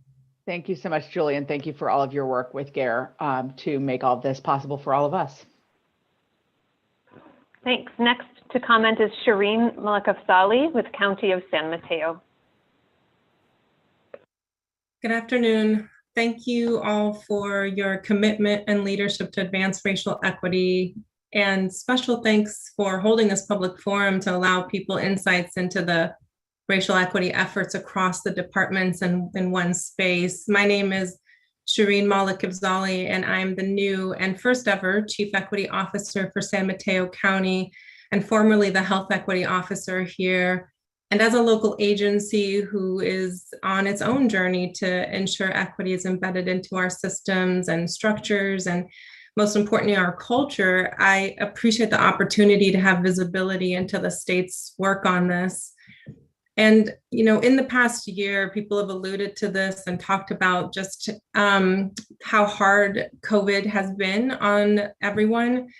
And the state's equity leadership on COVID has been felt deeply and widely around the response work, and local jurisdictions have had to learn, grow, and adjust. And it has had the important effect of normalizing equity as a priority. And forums like this offer an opportunity for local jurisdictions to continue to learn from the state beyond COVID across issues, departments, programs. And as we learn about how the state's operationalizing and exploring equity, we can really look more introspectively ourselves. And I'm incredibly impressed by the efforts I've heard about today. Heartfelt thank you to all of you. I appreciate how hard this journey is and the frankness of the challenges that Secretary Garcia mentioned, all the resource allocations, the changes in partnerships, holding accountability on racial equity. These are all incredibly important and hard work. And if and when departments have learning opportunities that could be opened up to local jurisdictions, that would be really helpful. And it would also be hopeful that we could consider a regular cadence of this type of public conversation and discussion so we can all continue to learn more together. So thank you and keep up the great leadership. Thanks so much, Shireen. Congratulations on your position. And I will say that the council has committed to regular conversations of this kind every year. And I think it's, I'm looking at Sandra, 4 per year. Is that correct? 3 per year? 4 meetings per year, quarterly. Yes. Perfect. So definitely taking that to heart. Go ahead, Sandra. Great. Yeah, so I think we have Juliet Sims. I think your audio is back on track. So we'd love to hear from you with Prevention Institute. Yes, thank you. Good afternoon, council members. My name is Juliet Sims, and I represent the organization Prevention Institute. We are a national nonprofit based here in California, and we're dedicated to advancing health equity by addressing the community-based conditions that shape health, safety, and well-being across the state. Through our work with communities in California and nationally, it's become very clear that without redressing race-based inequities that have over the generations been embedded into policies and practices that shape community environments and determine where resources and assets are distributed, as well as who has access to them, we will not be successful in eliminating the patterned differences in health outcomes between groups based on racial categories. So with this understanding related to health equity, we see incredible opportunity to continue to redesign California's governmental systems to produce more equitable outcomes and support communities to heal from systemic racism. So we greatly appreciate the leadership and efforts of the Strategic Growth Council and the Health and All Policies Task Force, both because of what it has the potential to do in terms of state policy, but also really serving as a model and approach that can be emulated in communities across the state. And with that, we look forward to supporting and amplifying your work as it moves forward. Thank you. Thank you so much, Juliet. Great. Next on our list is Lainey Milstein, City of Sacramento. Good afternoon, members of the council. Greetings from the ground, as City Manager Flan alluded to the work that cities are doing around equity. I'm the Assistant City Manager at the City of Sacramento, leading with our Manager of Diversity and Equity, Emmy Zenzeli Barnes, our efforts to infuse equity into the work that the City of Sacramento is delivering. And for some of you, I think we're actually your local government. We are your boots on the ground. So if you see things that we can do differently or better, please let us know. At the city, we've completed a GARE cohort and are currently in the midst of implementing our first plan relative to diversifying our workforce, much like Secretary Crowfoot had mentioned. That is a major priority for the council to diversify and have a workforce that reflects our community. But we really see that your work will serve to lead and provide as a guide. As one of your council members offered, equity is not extra. And that is something that we are trying to infuse in the culture of our community, in the culture of our workforce, in the culture of what we do and how we deliver. And although you can't see on my desk, I have the book, The Color of Law, and I live and die by that book. I have led staff from the League of California Cities through a reading group on that book. And if you're aware of what the City of Sacramento has done recently through our general plan, we are trying very hard to change the planning decisions that were made in the past that have affected our most vulnerable communities and do the right thing going forward. People will hate this. My new mantra is know better, do better. And that is what we are going to focus on. We appreciate your willingness to lead change. We would like to be partners. We don't want to recreate the wheels. We'd like to be in the same wagon and leverage our efforts. Monica Hernandez from SACOG, you are on my list of people to call, so do not be surprised. And Jessica, I would love to see your notes. So please let me know how we can partner with you all. We are right here down the street around the corner. Thank you so much. That's so, Sacramento has been such a leader on many of these issues and is our home physically for many of us. So thank you. I wanted to quickly correct myself from earlier. So we have 4 meetings per year. 2 of them will be focused on our updates on racial equity action plans. But as I think we heard from all the council members, every council member is really committed to incorporating racial equity principles into all of our work and including SGC in its work. And so really all 4 meetings are about our racial equity action plans, but 2 of them will be specifically carved out to give those updates. Moving on, Sandra. Great, thank you. Elena Santamaria of Next Gen California. Good afternoon, and thank you, Chair Gordon and council members. My name is Elena Santamaria, and I'm a public policy advisor for Next Gen California, a nonprofit organization focused on uplifting the youth voice and addressing systemic inequities and advancing social justice. I'd like to echo all the comments that were previously spoken that have been mentioned on the call and won't repeat any of them, and also highlight Ms. Garcia's and Secretary Kim's comments about the necessity of leadership within agency in advancing this work. And I wonder, Secretary Kim, if we had an equity index on all policies leaving the legislature or implementation of policies, where we would be in the state's move on equity to not only address systemic inequities, but also be on the front end of addressing this work. So we do have a more equitable system. We very much appreciate the work of the Strategic Growth Council and just want to highlight between the secretaries and the agencies and councils make up roughly 30 boards, commissions, and agencies. The entire state of California has 230. So we have a long way to go, but we know that this is a very necessary step in the right direction. And we just want to echo and thank you for making these public, for being transparent, for providing this platform. It is very much needed. And also want to highlight a bill moving through the legislature, SB 17, which would establish the Office of Racial Equity within the state and amplify and welcome y'all's support. Treasurer Fiona Ma has already written in support of the bill and just underscoring the leadership that's necessary for this work to move forward. And thank you all for yours and continue to look forward to working with this on this issue. Thank you so much. Thank you for those great comments and the work you're doing at NextGen. Sandra? Next is Alejandra Ramirez Zorate with Advancement Project of California. Thank you so much. Good afternoon to each of you, and thank you for your efforts. My name is Alejandra Ramirez Zarate. I am a Senior Policy Analyst with Advancement Project California, and we are a civil rights public policy organization working to transform public systems and shift investments to create a more racially equitable California. And I just wanted to share some of our work this afternoon. For over 20 years, we've been working alongside community partners to research and advocate for policies that prioritize and meet the needs of low-income people of color. For example, our Race Counts initiative ranks racial equity and offers rapid response analysis across all 58 counties and over 100 cities across California. And with that work in mind, we wanted to thank the Council for prioritizing racial equity for our state in order to address racial disparities and improve outcomes.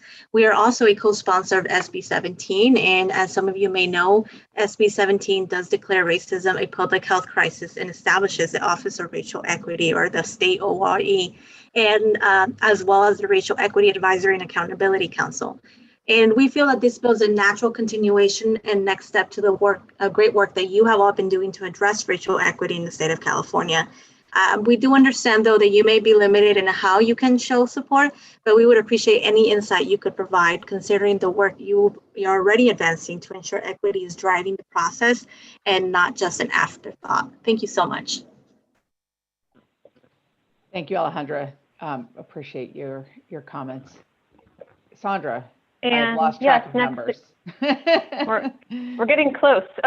Chelsea Spear with the California Department of Water Resources. And Chelsea, before you speak, I just wanted to call on Michael Harris. I see you signed up for item 11, but you have your hand raised now. If you do not wish to speak on this item, can you lower your hand and then we'll ask you to re-raise it later. Thank you. Chelsea Spear. Hi, thanks for the opportunity to speak. I'm on our Department of Water Resources C-Corps team, and we're in our first year. And it's just really inspiring to see what other state agencies are doing and what the potential is for us out there. I guess rather than a comment, I had a quick question for Secretary Crowfoot. One thing that our group is looking to focus on is the hiring and recruitment and making that more equitable. And I heard you say that CNRA has a Thrive program aimed at this already. I was wondering if you could just speak a bit more about that and if it's something that's already published, because I think that would be great for our group to look at and make sure we're not duplicating efforts. Thank you. Kate, at the right time, I'd be happy to respond. Thanks. Let's get through the public comment and then I'll come back to you, if that's okay, Secretary. Go ahead, Sandra.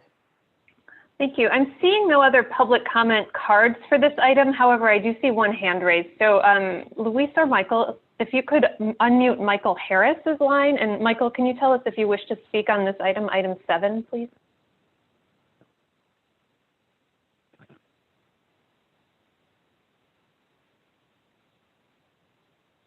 Okay, we'll come back to Michael at item 11. So I think that concludes public comment on item 7, Chair Gordon. Thank you. And Secretary Crowfoot, I wanted to give you a chance to just say a little bit more about the piece of your plan that it relates to the hiring as that one commenter requested. Sure. So Thrive at Resources is the name of the program that is focused on employee wellness across our agency. It's obviously been a challenging year in so many respects regarding the pandemic. So Thrive at Resources is really sort of the umbrella that we're focused on recruiting and retaining our teams across the agency. We also have an employer of choice committee, which really involves leaders and HR directors across our agency, specifically focused on how we improve our hiring practices to attract a broader universe of applicants, and then conduct our selection process in ways that minimize unconscious bias and that really recognize the value of diversity. So I would say probably the best thing for you to be able to do to learn more about this would be to go on our website, which is resources.ca.gov, where we have a link to Thrive at Resources. And then I would just say, if you or anybody else wants to connect with us on this, you can feel free to ping me or anybody on my team. You know, we're just learning and frankly learning from a lot of other agencies about how to do this. But the more that we can work together across agencies on this priority, the further progress we'll make faster. Thanks so much, Secretary Crowfoot. I have a couple other council members that just wanted to weigh in on this item before we close it. And Secretary Kim, go to you next. Thanks. And I just wanted to thank all of the public commenters for their comments. They were great. A few speakers mentioned SB 17 by Senator Pon, which would establish an Office of Racial Equity that's not attached to any particular agency or department. As part of our own equity workshop within CalSTA, that was one of our homework assignments, to read the bill and read the analysis. And it was amazing. I would encourage everyone to check out the bill analysis written by the Senate Judiciary Committee staff. It goes through a very detailed history of racism and discrimination in the United States. It was really well done. It was just a great history. It's something I would not have expected to see in a bill analysis, but check it out if you can. It was eye-opening. That's it. Thanks. Thank you, Secretary Kim. Now we all have homework from the meeting, which is always a good thing. I have Nicole Capritz. Yeah, I just wanted to also echo how much I appreciated the public comments and all the comments of the cabinet members. Clearly, the state is doing some landmark work. And I did want to give a shout out to what we're doing regionally in San Diego, because I think it's also inspirational, and specifically with SANDAG and our regional transportation plan, that we're really centering equity. And I think in an unprecedented way that Hassan is ensuring that all of our investments are going first into communities of concern, speaking to Secretary Kim's comments about the historical legacy of where transportation investments have gone and the inequities they've created.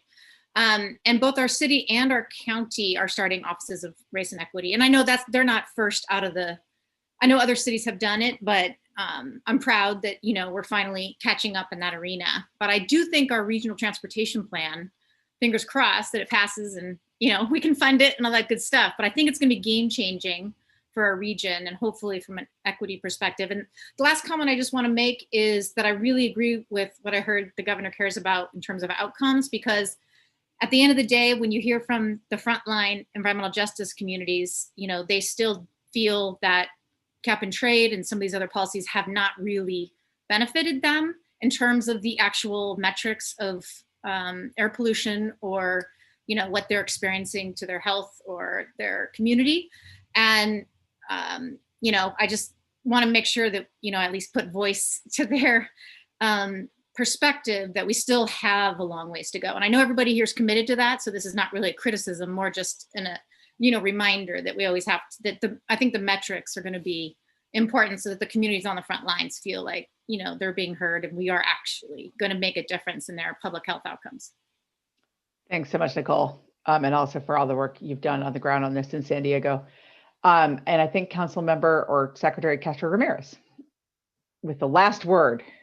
Yes, last word, and I will make this quick, but it was triggered by a comment from one of the public speakers, and it was this point about transparency and access.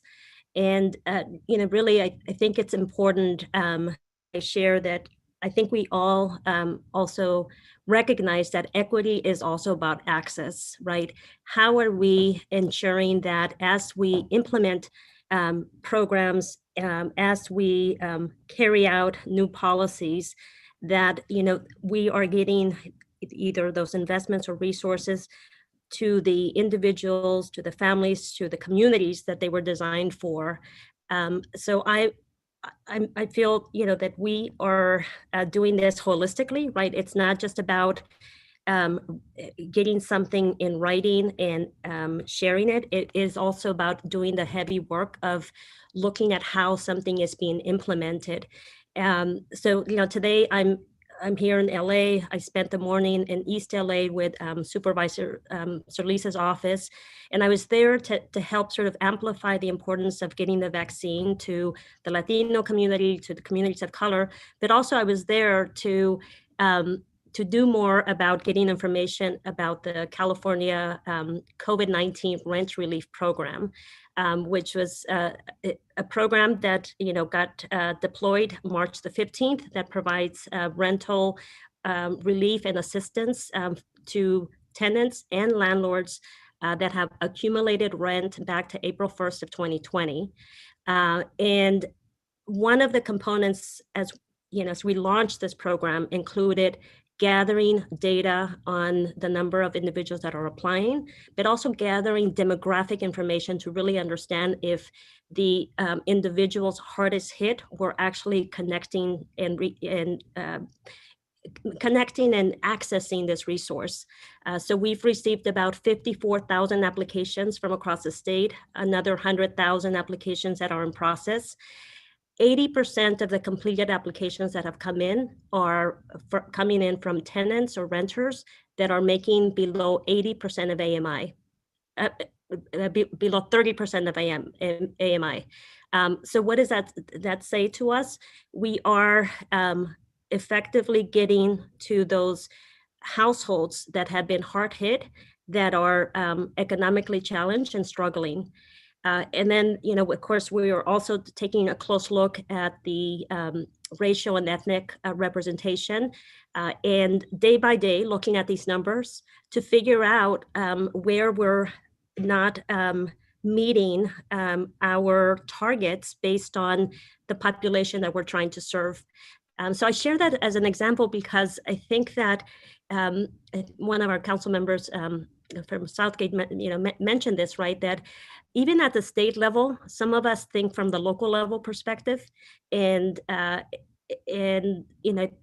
it's really sort of activating equity in how we sort of implement and carry out our work.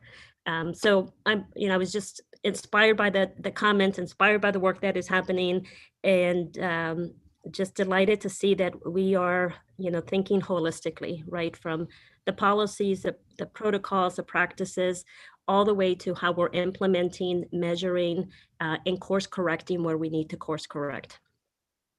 Thank you so much, Secretary Castro Ramirez. And just before we end this item, we did have a technical problem with Michael Harris, who was calling in from the California Black Ag Working Group, and he does want to speak on this item. So, Sandra, do you want to tee that up? I think we've got that resolved. Michael Harris, are you there? Yes, I am here. Can you hear me? Yes, we can. Hello, we see you too. Yes. Well, the idea that, and I need to back up and do a deep dive and see the materials that were submitted, because I just wasn't able to see them, and some of the work we've been doing for, well, let's just say since last century around agricultural environmental justice. I mean, it's been a long journey, and I'm so excited to hear that racial equity is being embraced as a way to move society forward again. The idea that here in Sacramento, it's a public health crisis, racism, last year at the county level. And at the same time, the positive has happened. There's some very concerning things. For example, William Alexander Leidesdorff, the African founding father of California, I mean, we were able to put a sign up on the highway, the largest in the state, is 3 millimeters short of code. And somehow that's been disappeared and nobody seems to know. Caltrans is not interested in putting it back up, it appears. It's been over 90 days since the sign is there. Negro Bar State Park is under attack once again to quantify and document the early pioneers of Pan-African ancestry. 35,000 acres, his steamships on the state seal, built the first public school. We don't want to talk about these things because it's not a part of the current educational system, so people don't seem to know about it. But thankfully, Dr. Shirley Weber has the archives, and a good friend is over the library. So between the archives and the library, all the information is there. The idea that at Negro Bar, we're still second-class citizens on Lake Natoma. The town Negro Bar apparently doesn't exist, even though there was elected officials there. So I'm cautiously optimistic. While we do all these good things, in the name of equity and inclusion, we don't want to erase the golden legacy of people of African descent. At the time, Mexico we were fighting a war, and we transitioned to American rule. And that is the opportunity that we have now, is to tell the truth and to put equity in practice, as somebody said, material programs in everybody's lives as they live. So I appreciate you, and I'm going to do a deep dive and look forward to staying engaged with this group. Thank you so much, Michael, and I'm glad we were able to get you back on the line for that comment. All right. Thank you, everybody. Really inspiring conversation and work, more importantly, work measurement and management. I am going to ask for a short break at this time. I'm getting lots and lots of messages from the SGC staff reminding me not to do what I did last time. So this will be a short break.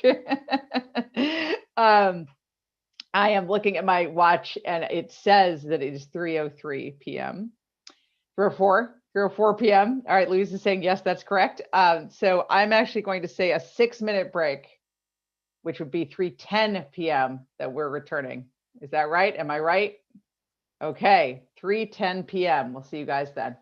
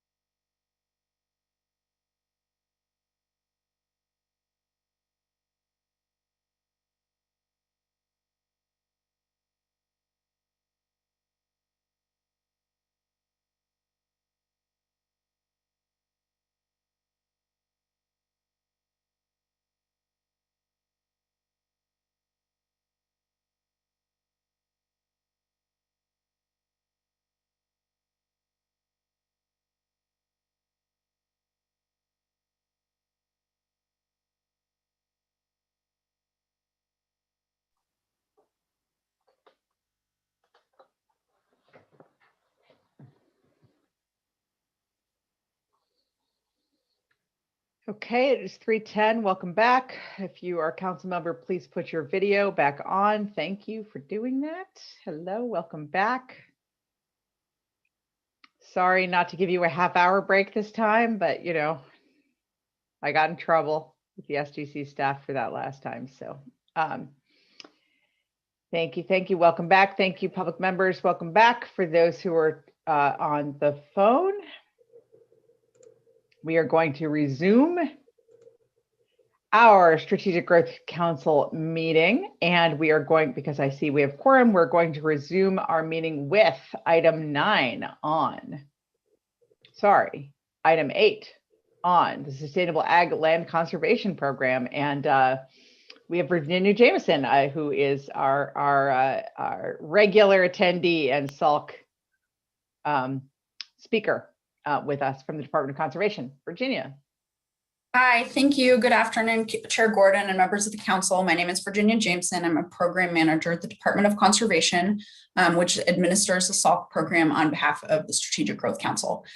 I'm here today to report to you on staff's recommendations for the Round 7 program guidelines.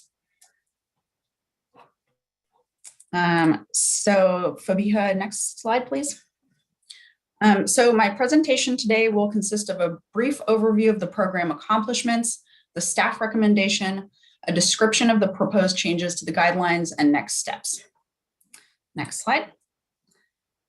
So just as a reminder, over the past 6 rounds, the SALC program has awarded approximately $232.9 million in greenhouse gas reduction funds and has entered into grant agreements for the protection of just under 118,000 acres of farm and rangeland in California, as well as 24 planning projects.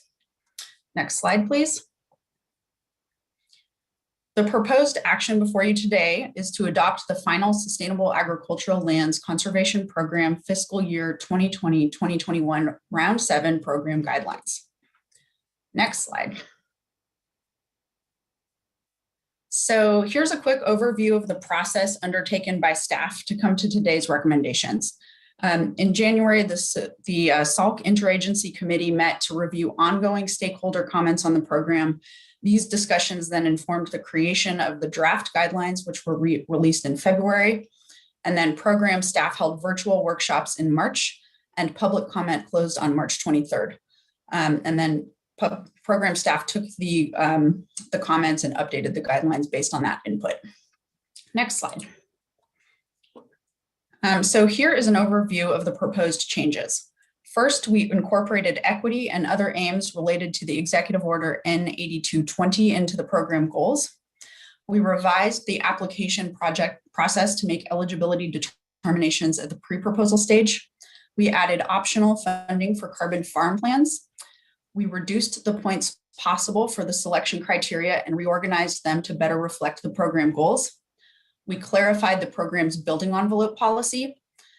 And finally, we added a second tier of funding for the planning grants component and made partnerships eligible to apply. And so now I'm going to go into a little bit more detail on each of these. Next slide. So I will start with the updates to the program goals. The goals and priorities of the SALC program remain largely unchanged from previous years. However, we have reframed them to encompass current statutory and policy guidance.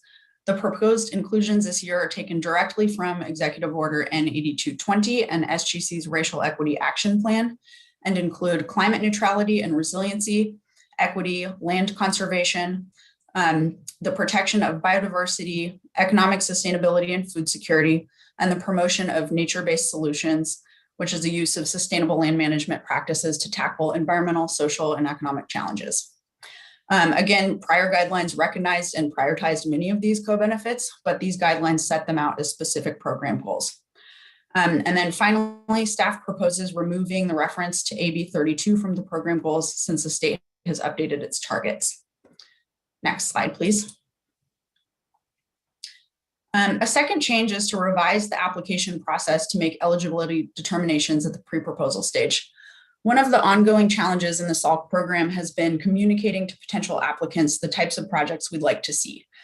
So even in this last round, we received a few project applications that, while they met our program's risk options, the properties appeared unlikely to meet our requirement of encouraging infill development.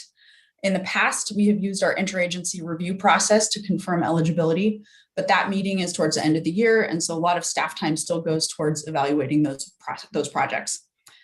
So to save time for both our staff and applicants, we propose to update our application review process to make definitive eligibility determinations at the pre-proposal stage. So staff will make that initial determination and then bring them to the interagency committee for review. Projects deemed eligible will then be allowed to move forward to the full application. Next slide. So another frequent request was that the program fund activities specifically to increase carbon sequestration. Staff proposed funding the development of carbon farm plans in pursuit of those goals. An applicant to the easement or fee title portion of the program could request an additional $10,000 to work with experts to develop a carbon farm plan, which would then need to be updated at least every 10 years or as changes to management occurs. As part of its regular monitoring activities, grantees would report back to the Department of Conservation and SGC on the status of the plan. We will continue to fund our regular management plans as well, but applicants should pick whether to apply one to the other. Next slide, please. So the fourth set of changes was to the program selection criteria. The program uses a set of selection criteria that awards points based on a variety of factors. And in the draft guidelines, the criteria have been altered to reduce the total number of points from 155 to 100 and reorganized to reflect the updated program goals. Reducing the available points to 100 increases transparency about the relative weight of the different criteria. The guidelines maintain an emphasis on points given to projects that support infill development. However, we have changed the way we score project greenhouse gas impacts to look at greenhouse gases avoided per project rather than per acre. We've also designated points for projects that support Native American tribes, new farmers, U.S. military veterans, farmers, residents of low income and disadvantaged communities, and farmer incubator or new farmer training centers. We've also designated for points for projects that support long-term sustainable agricultural use, additional points for projects accompanied by carbon farm plans, as well as the management plans of the past, and points for projects that support coordinated land use plans, such as an adopted conservation or ag land conservation or mitigation plan, a SALC funded plan, or a sustainable community strategy. And then lastly, we will be designating points for projects that support biodiversity by protecting pollinators, habitat, and that are consistent with adopted habitat or wildlife conservation plans. Next slide.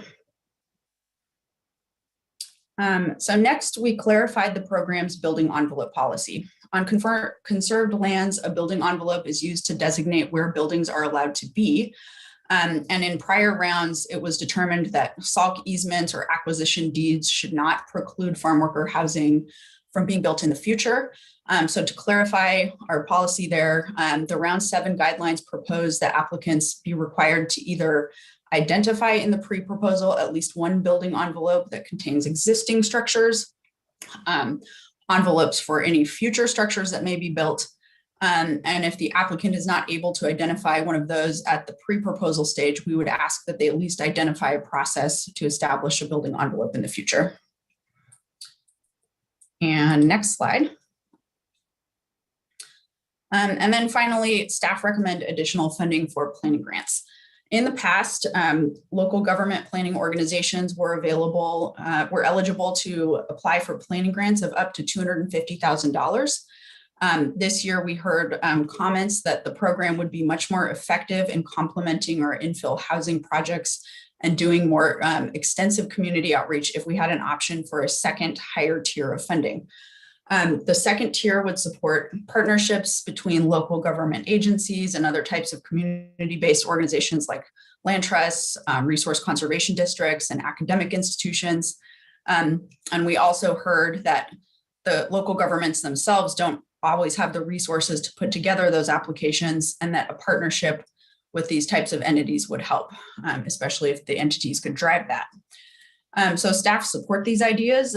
We want to continue to ensure that it's likely the plans will be implemented, Therefore, staff propose adding a second tier of funding for $500,000 that would be available for non-traditional applicants to the program, as long as they applied in concert with a local government planning organization, and that partnership was solidified in an MOU.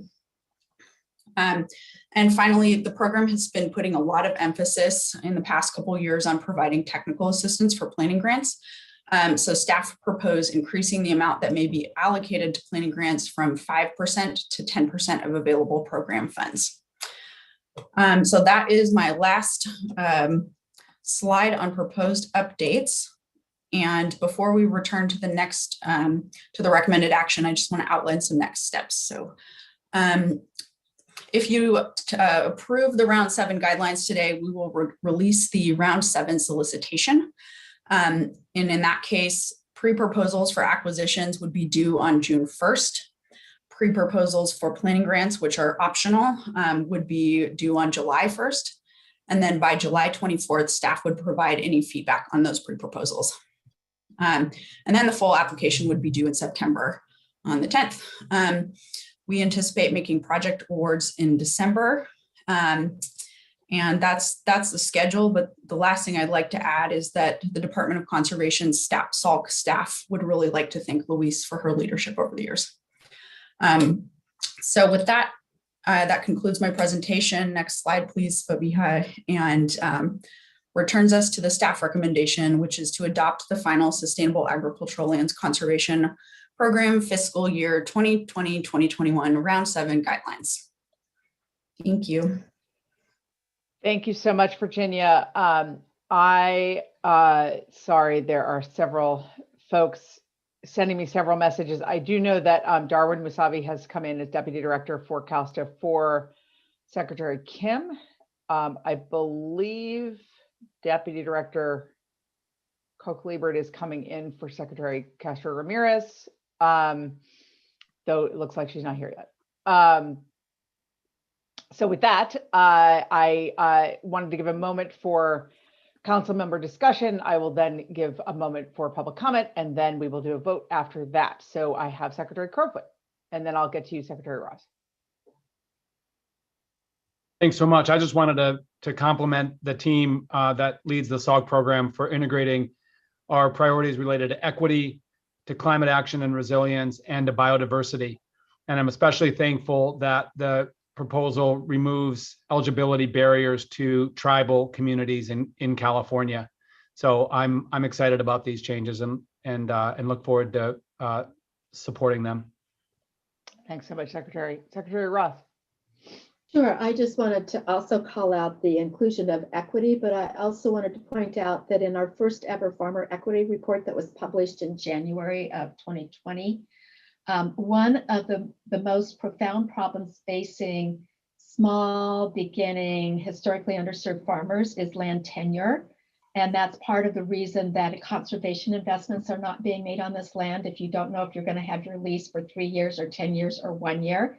And so I'm thrilled because I've long had this vision of these small farmers, historically underserved farmers, being able to have perhaps some reliability of their tenure to be able to do that. And also this aligns so nicely with what we're doing over on the healthy soil side of climate smart agriculture. The science panel has approved planning grants, should we ever get funding streams for that, for carbon farm plans, conservation plans, a whole variety of plans. And so it's great to see all of our programs align across the various departments. So great work. Thank you so much, Virginia, and everyone on the team at DOC and across agency. Really appreciate it. And have to call out the work of Jenny Lester Moffett, because we don't know if she'll be with us at the next meeting as she takes on her new responsibilities at USDA. So thank you. Very exciting. Thank you, Secretary Ross. Mike Flad. Yeah, thank you. I just wanted to compliment Virginia. Another great presentation. Really appreciate it from someone that is not actively involved in agriculture. You always make it translated. So thank you. I appreciate that. And I just wanted to also give support for the planning grant and the technical assistance efforts. They're just at local level, you just lack the resources, or under-resourced areas, under-resourced communities, and you just lack the resources, and the technical assistance is just so critical. And really happy to see the increase in the amount and in the percentage. And then, the first step of equity is inclusivity. So happy to see that the applicant pool is going to be broadened. So just great work across the board. Thanks. Thanks so much, Mike. I don't have any other hands from council members or designees, so I'm going to turn to public comment. Okay, we have 3 comment cards on this item. I'm going to read the names in order of the folks who are signed up to make comments. Katie Patterson with American Farmland Trust, Shane Green, a resident and conservation consultant, and Michael Delbar, California Rangeland Trust. If you could raise your hands by using the raise hand command in the participant panel menu in Zoom, or if you're on the phone by pressing *9, I'll call on you in turn, and then we'll unmute your microphone. Once we unmute your microphone, please begin to speak, and note that we're asking comments to remain at 2 minutes or less, and there's a timer on your screen if you're online, so you can track how you're doing there. And please wrap up as close to 2 minutes as you can. All right, I think we're ready. So the first person, again, Katie Patterson, American Farmland Trust. Great, thank you for that introduction. As was mentioned, I'm Katie Patterson. I'm the California Policy Manager for American Farmland Trust. I first want to acknowledge the important work that Dr. Bedsworth has accomplished at the Strategic Growth Council. She's laid an incredible foundation for the SALT program and how it will move the dial on farmland protection, climate, biodiversity, and equity in the years ahead. Your leadership will be missed from all of us at AFT. Second, I want to thank the dedicated staff at the Department of Conservation for their efforts in coordinating an impressive outreach effort during these extraordinary times. I'd like to start by recognizing that farmland protection in California has been changed by the SALT program. The ambitious level of programming has allowed California to make investments in the permanent protection of nearly 120,000 acres of agricultural land, and has the promise to avoid 19.5 million metric tons of carbon dioxide equivalents. Likewise, the ability of planning grants to local communities has been essential in reimagining and creating innovative solutions for planning for agriculture. We want to thank staff for the recommendation to support adjustments to the planning grant program that not only increase the opportunity to be aggressive and visionary, but also make the tent larger for even more partnerships to be developed going forward. We are eager to see the outcomes of these future investments. We did have one question for staff in regard to the management plans. In a previous draft version, staff recommended $20,000 be made available for carbon farm plans. However, in this final draft, funding is now proposed to be at $10,000. We would encourage incentives to meet the ambitious needs that we are trying to accomplish in California and urge revisiting this recommendation. AFT appreciates the opportunity to be a partner, and we look forward to supporting this next round of the program. Thank you. Thanks so much, Katie, and SALC staff, just pointing you to that question for future follow-up. Go ahead, Sandra. Yes, Shane Green, conservation consultant.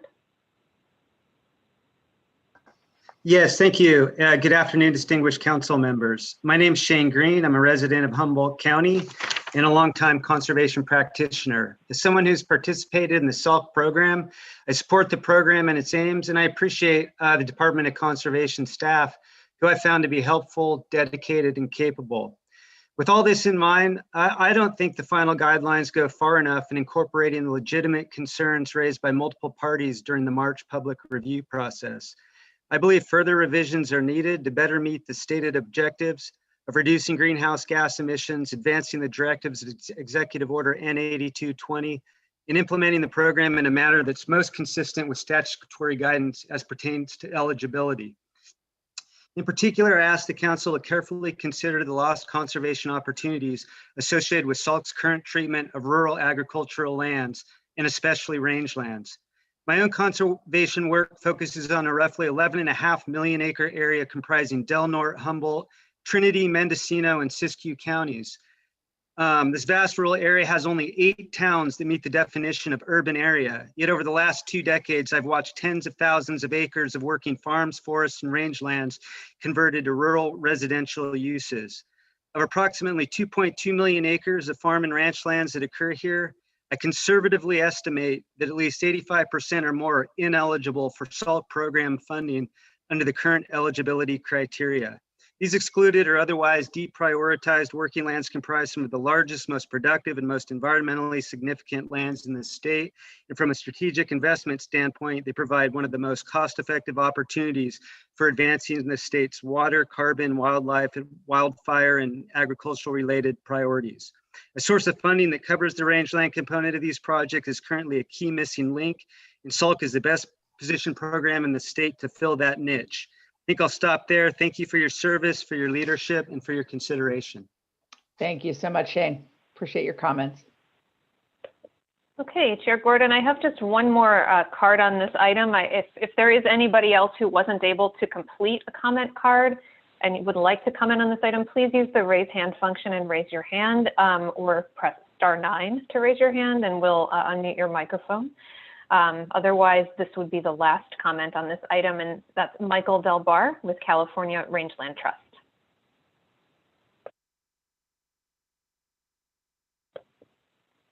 I think you might be double muted, Michael. There we go. There you go. Thank you, Madam Chair, and members of the council, for the opportunity to comment. The California Rangeland Trust has conserved over 344,000 acres across the state of California. 12,700 of those acres were funded in part by the SALC program. That was $12.6 million that brought in an additional $6.1 million of federal funds. The SALC program has been well managed by the department, and the staff does a great job.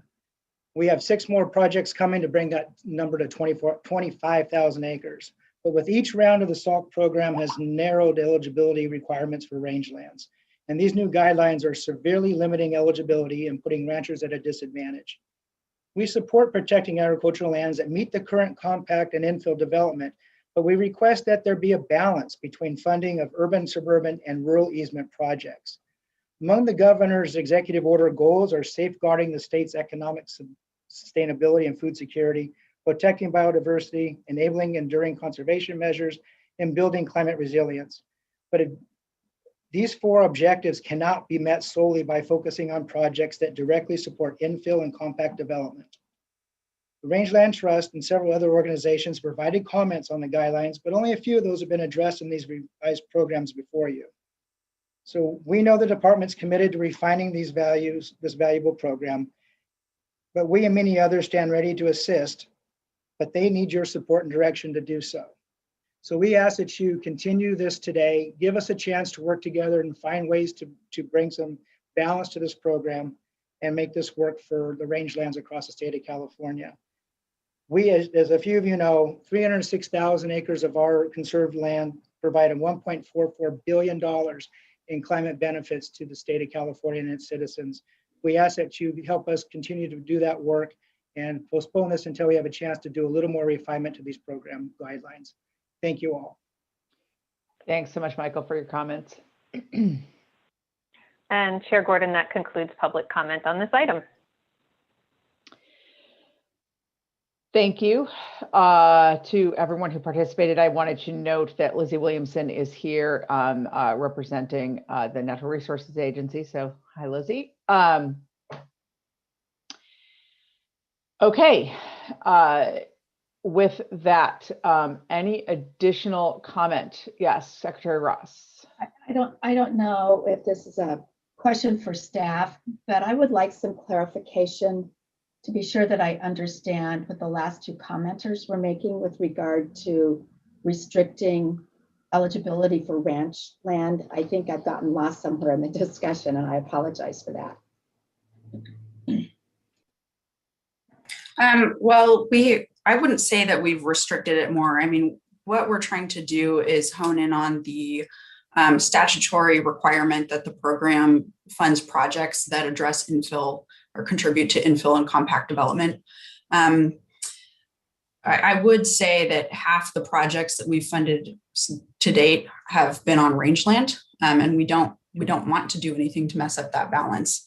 So that's certainly not our intent. And the other thing I would say is that we have staff ready, available, and willing to provide technical assistance on any project that anyone wants to bring forward to us to check in with us on how they're meeting that intent.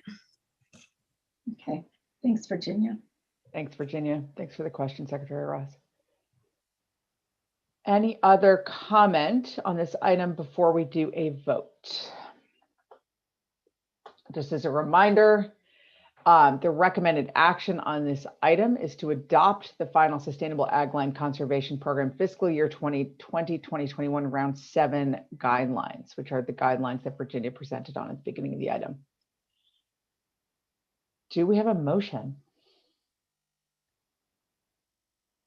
So moved. Second. All right, Matt? Yes. Chair Gordon, Yes. Vice Chair Flood, Yes. Secretary Ross, Yes.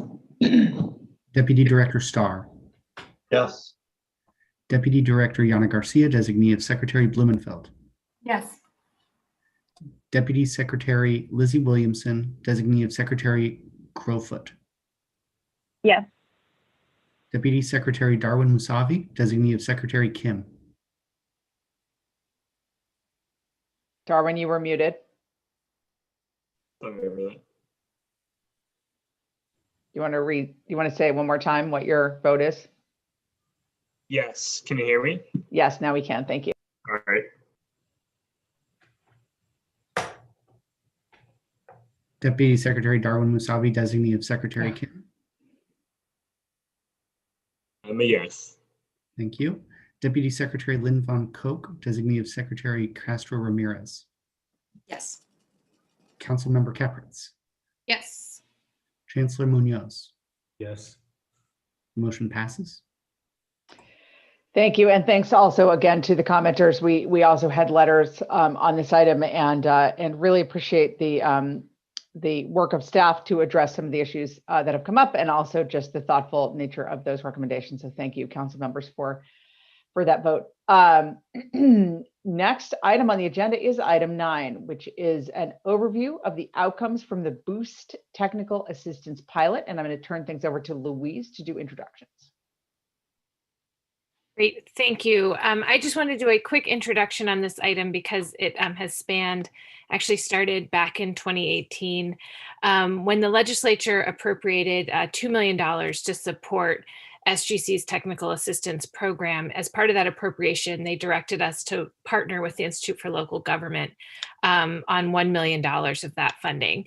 And so we got the lucky opportunity, right as Erica Manuel, the CEO of the Institute for Local Government, was coming on board, and actually about the same time I was, to sit down and chart out a pilot that became the Boost Technical Assistance Pilot.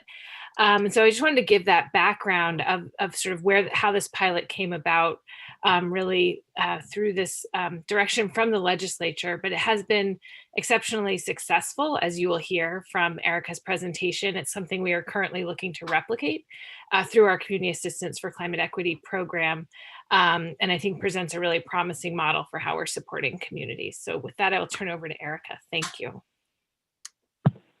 Thank you, Louise, and good afternoon, everyone. And thank you, Chair Gordon and Council. As Louise said, my name is Erica Manuel, and I am the CEO and Executive Director of the Institute for Local Government. I am so honored to be here this afternoon to kind of give you a short recap of the Boost pilot program. And before we dive into the program recap, I do want to tell you a little bit about ILG because it does provide some context for the program and some of the work that we did over the course of the past 18 months. Next slide. And next slide. So the Institute for Local Government is actually the nonprofit training and education affiliate of 3 statewide associations representing local governments, and that's the League of California Cities, CSAC, and the California Special Districts Association. And together with our 3 affiliates, we serve over 2,500 local agencies, and that includes cities, that includes counties and special districts. We're nonpartisan, nonprofit, and we're actually really committed to helping local governments be exceptional. We provide practical and easy to use resources so that local agency leaders from jurisdictions of all sizes and all locations can effectively implement policies on the ground. We've talked about how important that is today in this meeting so far. We envision a California where all communities are vibrant, they are resilient, and they are thriving. And to do that, we need to help those cities, right? Those counties, those regions that may not have all the resources or the capacity. Next slide. So ILG has 4 main program areas, and those are our pillars of work, and they're shown on the left-hand side of your screen. And our mission is to really help local government leaders navigate complexity, increase capacity, and build trust in their communities. And we do that through education and training, but we also offer this deep technical assistance and capacity building to help stretch their ability to deliver on the programs and services that are so important at the local level. We also center all of our work on the principles of equity and inclusion, and that's one of the reasons we're so excited about the BOOST program. Next slide. So what is BOOST? BOOST is a pilot program that we created in partnership with SGC to help local governments across the state build capacity to address the growing challenges that local governments are facing throughout the state. It was funded through the CCI program, and over the course of 18 months, we worked with 10 cities in 2 regions shown on this map to truly boost them. The communities were chosen for their geographic, their demographic diversity, so we could really test the strategies that worked under a variety of conditions. And what BOOST stands for is building awareness of funding opportunities to address climate action, organizing projects to be best positioned to meet their goals, optimizing existing resources and building more capacity, strengthening relationships with key stakeholders, and transforming their approach to addressing climate action. So in the fall of 2019, you can imagine we set out to provide this customized support, tailored support to elevate these jurisdictions and prioritize climate action and resilience. We met with every community. We developed work plans. We established roadmaps, and then 2020 hit. Next slide. So all of our plans of authentic face-to-face engagement, coalition building, community events, those all fell by the wayside. We had to pivot. Our plans clashed with our reality, which included shuttered city halls and a full-scale pandemic. Every single priority that we had was reassessed in the light of the urgency of providing critical services in a time of need. And I think Public Member Flagg alluded to the challenges that local governments faced. Our BOOST community partners and our incredible local agency staff were valiantly trying to respond to the public health crisis, social justice awakenings, and everything else last year. So we found ourselves in the position of modifying the BOOST program to address the needs of now. Next slide. The slide I showed you at the beginning of this presentation on ILG's programs and services is really relevant now because we had to dig deep and throw out the original plans we drafted so we could provide nimble, flexible capacity building support. And this slide reflects what BOOST became in the middle of a pandemic. We pulled all the programmatic skills, the resources, the expertise we have in leadership and public engagement and sustainability to offer everything from grant writing assistance to partnership development to community engagement, training, and communications support. We refined our scopes, we tailored our approach, we met the communities where they were. Not literally, of course, because you couldn't, but figuratively, that's what we did. We tried to become an extension of their teams, and we helped get projects off the ground and keep them moving forward when so many other crises were top of mind. Next slide. On Tuesday this week, we released a best practices report that details some of the key learnings from this amazing program. This slide reflects a few of those takeaways. The first one is something we've been talking about earlier today, addressing equity. It is vital to planning for and ensuring a more promising and sustainable future. And now more than ever, we know this has to be a priority. For example, as a part of BOOST, and I think Nicole Kapwitz mentioned this, the city of San Diego is modifying their approach to resilience. And now it's a more inclusive and it's going to elevate vulnerable populations that have been underrepresented and underinvested in the past. And that was something that we worked on as part of our BOOST program. The next takeaway is partnerships. BOOST really reinforced how proactive collaboration and partnership development can help build local capacity. You can also renew stakeholder commitment, you can improve grant applications, and the reality is that local governments really can't do it alone, and they shouldn't. And we had win-win partnerships throughout the BOOST program, and in fact, nearly every BOOST community leveraged partnerships during the pilot phase. Next, we learned that authentic community engagement is key to building trust. Government just works better when communities at the table, building that table, extending that table, and inviting community stakeholders to join in the discussion and the planning. It's a really important and critical step to just advancing that equity, advancing resiliency, and really focusing on climate action. And the last thing we learned is flexibility. It is the most important thing we could see. Our BOOST community priorities changed midstream, and our plans had to change with them. So flexible technical assistance is absolutely necessary with programs like this to respond to the rapidly changing needs of under-resourced communities. And we were grateful that we had the resources and the expertise to make that pivot. Next slide. I do wish I could give you a really full download on the incredible work of our Boost communities. They were phenomenal partners, and some of them I think are on the line today.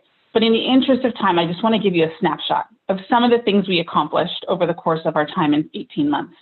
And as a reminder, the goal of the program was to advance climate goals, deepen understanding of the connection between climate resiliency, the daily staff work, and the policies on the ground. And in a survey of our Boost participants, 90% of those respondents said that the Boost program achieved that, so that's a win. We were able to train dozens of staff members on authentic community engagement to help them facilitate meaningful and inclusive outreach even after the Boost program ends. We helped get 6 climate action and resiliency plans developed or updated. We helped center equity and resilience. More than 90% of our Boost survey participants said they gained more tools and knowledge to incorporate social equity and community engagement into their planning processes and decision-making, and that's huge. We also provided grant identification and writing assistance on 59 different grants in just 18 months. And those applications translated to more than $49 million in new grant funding for our Boost communities. We worked with 12 different grant programs from 5 different state agencies, including AHSC, TCC, STEP, IIG, LEAP, REAP, SALC, and so many more. And we're so proud to say that we achieved 100% satisfaction among our Boost pilot participants. Next slide. So this program was truly a labor of love, and we would be remiss if we did not thank everyone who played a role in the success of this effort. The logos on this slide are just some of the partners that helped make Boost possible. First and foremost, we just want to acknowledge all of our Boost community participants for their trust and their commitment. We also want to thank all of the community-based organizations who supported grant development and public engagement. Our extended consulting team included PlaceWorks, ESA, Harris and Associates. You guys were phenomenal. And we want to recognize the state CCI TA providers like California Coalition for Rural Housing and Estelano Advisors. And then the staff at National Resources, HCD, OPR, CARB, and especially SGC, Sandra, Louise, Ina, all of the SGC staff, thank you so much. And Louise, you will be so missed. And I am happy to recognize Judy Mitchell, Assemblymember Richard Bloom, and the ILG Board Chair Rod Gould, and Steve Sanders, whose vision and determination made the funding possible for this incredible program, as well as the CCI program in general. And last but not least, I just want to thank my ILG team. I am representing and presenting this recap to you as the CEO, but I am representing an incredible team of dedicated and amazing people, including the incomparable Carl E. Brown, who has managed this program and is on the line today to answer any questions that you have. So to the SGC Council and to the staff, thank you. And in light of the recent report you just spoke about in equity, I want to thank you so much for putting your faith in our little team. And with that, we will ask if you have any questions. Thanks so much, Erica. So inspiring. It's amazing to hear those stories of what's happened on the ground. And I had a question, and others raise your hands, please, if you do, which goes sort of to the relationship, it's a Louise question probably, between the Boost work and the Regional Climate Collaboratives work and sort of the ecosystem of work to do capacity building on the ground at SGC. Can you just talk a little bit about sort of all those different pieces and how they work together? Sure, I'm happy to take a crack at it. So within our Community Assistance for Climate Equity team, the work has really evolved. It started as a very program-specific approach where we've provided technical assistance with applications. We've done some implementation technical assistance, but it's generally been quite program-specific. And so as we've moved to the approach like Boost, it is actually more tailored to a place. And so it's able to connect a city or a region to a number of programs or different opportunities, or help them complete other tasks or trainings or things that they need to do to get ready for that work. And then I think as you move into regional climate collaboratives, what we're really looking at is then how do you build, I often call it sort of the social infrastructure or the networks and partnerships in a place that come from that place. So the community-based organizations and other partners on the ground who can then be the community leaders that help make connections to programs, or can sort of galvanize support or engagement around a planning process. And so all of those pieces really come together to try to help the communities have the capacity and resources that they need, as well as the technical support that they need to access state resources or meaningfully engage in a process that is affecting their community. Thank you. That's super helpful. Questions or comments from other council members? We're all just inspired. Nicole, I see your hand. I was looking for the little hand. Okay. So yeah, Boost has been great for the city of San Diego, as was mentioned, specifically around this new incentive program for infill, where the mayor's office, put something forward, and a lot of the grassroots organizations on the ground had a lot of feedback and pushback, and felt that they were worried about gentrification and displacement, and the mayor's office had not yet incorporated that feedback or considered that reality. And through Boost, they kind of went through this new outreach effort that sort of changed the game, and new safeguards were put in place, and the community then sort of shifted their perspective on the program. So that's a direct result of the Boost investment. Second thing is that right now there's a group of community-based organizations, including mine, who are actually, I think, doing some new kind of deep dive outreach into identified Cal EnviroScreen communities on the CAP update for the city of San Diego. And we're all using different approaches, and it's all based on what all the organizations who work in those communities see as the best strategy to reach those who traditionally don't engage in these kind of processes, and specifically don't engage on climate issues. That's just not front and center for them. So we're all using different, from direct phone calling to members to, going to community planning groups to working with different community leaders. But we're really trying to break new ground and show, how we can make sure that that all voices are heard. So I just want to commend ILG, because that's who's leading this effort. We're just subcontractors, but that has been exciting, and all the CBOs are working together and sharing notes and sharing best practices. So I just think there's going to be a lot of reverberations, and hopefully this will be new best practices for outreach into hard to serve communities. So I'm really excited about that, especially in the climate space. And then lastly, if I'll just comment on the climate collaborative issue, I will just say, so this is just, take it for what it is, but the downside or the limitation we see with our regional climate collaborative is that it does not include CBOs. It is staff of cities, and they really want that space to just have their own conversations without activists like my organization and others kind of, weighing in. But I mean, I'll just be honest, I feel like it's missing. As a result, it's hard for them to get traction with elected officials, because none of the community doesn't know what's happening.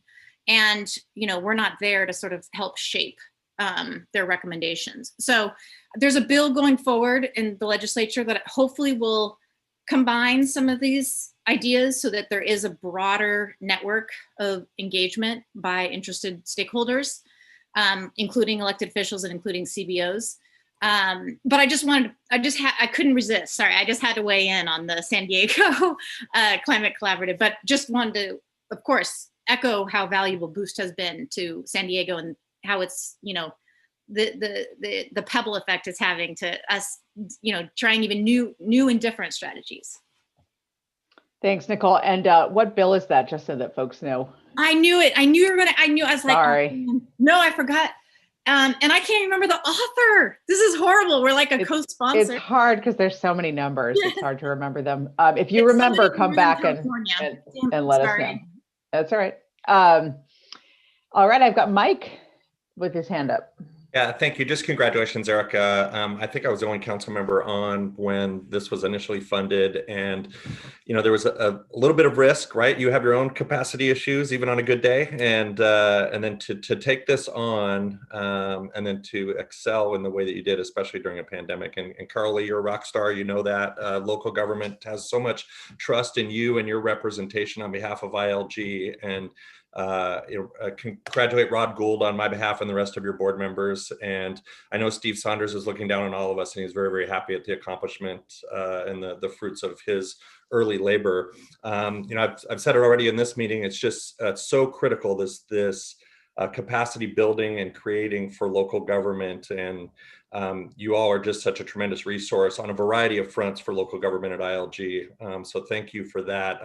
I say, I always have these corny things, but I always say, like, I'm too busy digging with a spoon to learn how to use a shovel or go buy a shovel. And you guys show up with a whole truckload of shovels, and it really, really enables local government to participate in climate action. And you are the ultimate decoder ring for us in making things understandable and approachable. And so we truly appreciate that.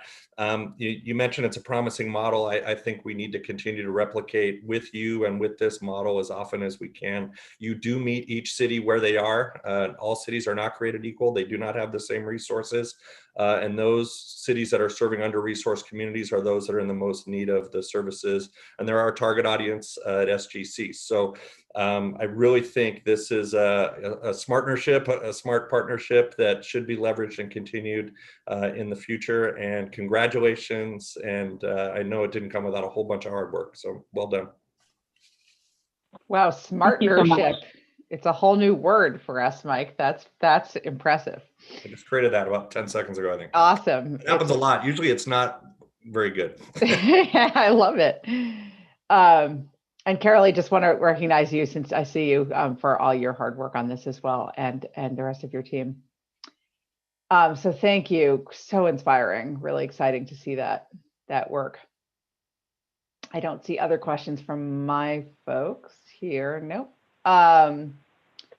Oh, Chancellor Munoz, are you trying to raise your hand? No, you're just shifting. Okay, it's hard. I'm monitoring like 7 things here at the same time. So, all right. Well, with that, I want to move to the last discussion item on the agenda. We will still have general public comment, just to be clear, which is on the sustainable communities and master plan for aging. And the one, I will turn it over to Louise in a second on this. The one, oh, sorry, Sandra. Nope, public comment. Sandra's about to tell me. I forgot public comment. We do have public comment on this item. We have three cards that I see on this item. Quite all right. There's just too Shall many we do it? things on my screen. Yes, public comment on the Boost pilot. Thank you, Sandra. Great. So the 3 folks I have signed up for public comment on this item in order in which I'll call on them are Delo Fritas from City of Arcata, Ruben Abrica from City of East Palo Alto, and Sandra Moberly from Town of Mammoth Lake. I think that's everyone. I also have Jennifer Dart from City of Arcata, but I have a feeling she's back up for her colleague Delo Fritas. So we'll cover that when we get there. If I just called your name, please raise your hand by using the raise hand button in Zoom or by pressing *9 if you're calling in to Zoom. And our team will unmute your mic when I call on you to speak. You'll have 2 minutes to make your public comment. Please wrap up within that time. And I'll begin calling on folks now, starting with Delo Freitas from City of Arcata. Are you with us? Yes, can you hear me? Yes. All right. Great. Yeah, the chair scared me there for a second when we weren't taking public comment. I was like, we waited so long. So I will be speaking on behalf of the city. Jen will not be speaking, and I'm just going to get started so I stay within time. I want to first give a big thanks to the whole Boost team, especially Hannah and Carly. They were so wonderful, and their involvement in our grant and outreach work was hugely helpful. It made a huge difference to be lent extra capacity and expertise to help us really be strategic in the work that we're doing around infill development. I also wanted to just speak really briefly on what I found most valuable in my experience with the Boost program, although it does echo a lot of what's already been voiced by others on the council. In my experience, one of the trickiest things we do in government, local and otherwise, is meaningfully connect the dots, by which I mean make meaningful connections between community engagement, policy updates, funding priorities, project implementation, and continual improvement of our day-to-day government processes.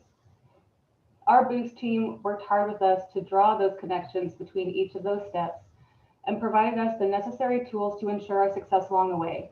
They achieved this through a variety of technical assistance tools, including public engagement trainings, grant application review, and coordinating conversations between our local team and other jurisdictions and experts in city focus areas. I also appreciate how Boost showcased resiliency and sustainability not as just an environmental consideration, but also a social one, rooted in human connections, innovation, cross-pollination, coordination, and building on one another's resources and successes. Grounding our work in the context of the vision and directives of the entire state and building connections to Sacramento and to other cities is invaluable as we work every day to meaningfully implement the state's housing, equity, and climate goals. Many cities on the ground do not have the capacity or the knowledge to actively engage in conversations such as these taking place at the state level. You know, the too busy with the spoon to use a shovel analogy that was raised. And the Boost program's ability to create and maintain these connections will be integral to our shared success. Thank you. Thank you. And I gave you that couple extra seconds because I'm feeling guilty for almost stopping your public comment. So sorry about that. And thank you so much, Dale, for those great comments. Next on our list is Ruben Abrica with City of East Palo Alto.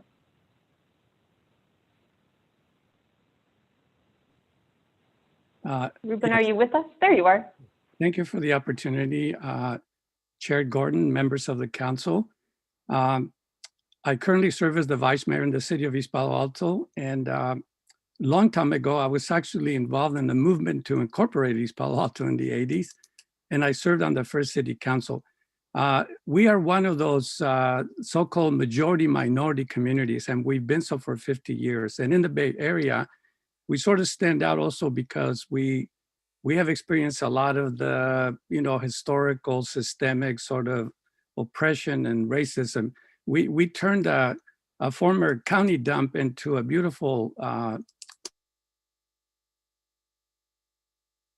to the Boost program for having extended an opportunity to work with our staff on many projects that we're still working on that I think technical assistance for small cities like ours, where about 30,000 people, is always a crucial element that helps us to, identify potential grant sources to, we have a fairly engaged community, but it also requires more time and more energy to connect with county experts, et cetera.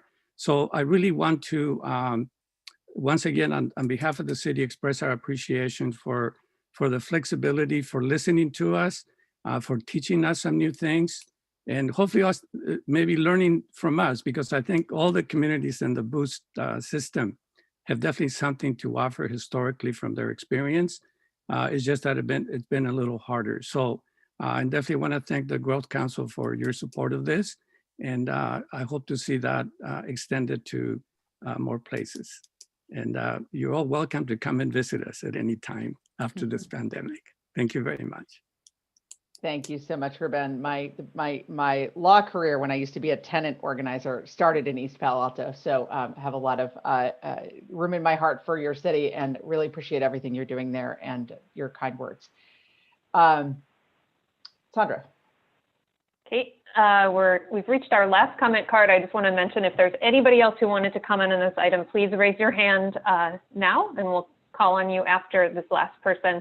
And that person is Sandra Moberly, Town of Mammoth Lakes. Thank you so much for the opportunity to speak on this item. Again, I'm Sandra Moberly. I'm the Community and Economic Development Director for the Town of Mammoth Lakes.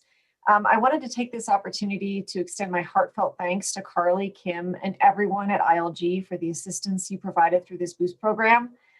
This partnership resulted in learning opportunities for our staff on a number of topics, including grant identification and grant writing assistance. And as Erica mentioned, ultimately this partnership resulted in an award of a $20 million infill infrastructure grant for our community. And that's for a landmark affordable housing project for the town of Mammoth Lakes. Talk about bringing a truckload of shovels. Carly and Kim worked overtime to help us write and submit the IIG grant.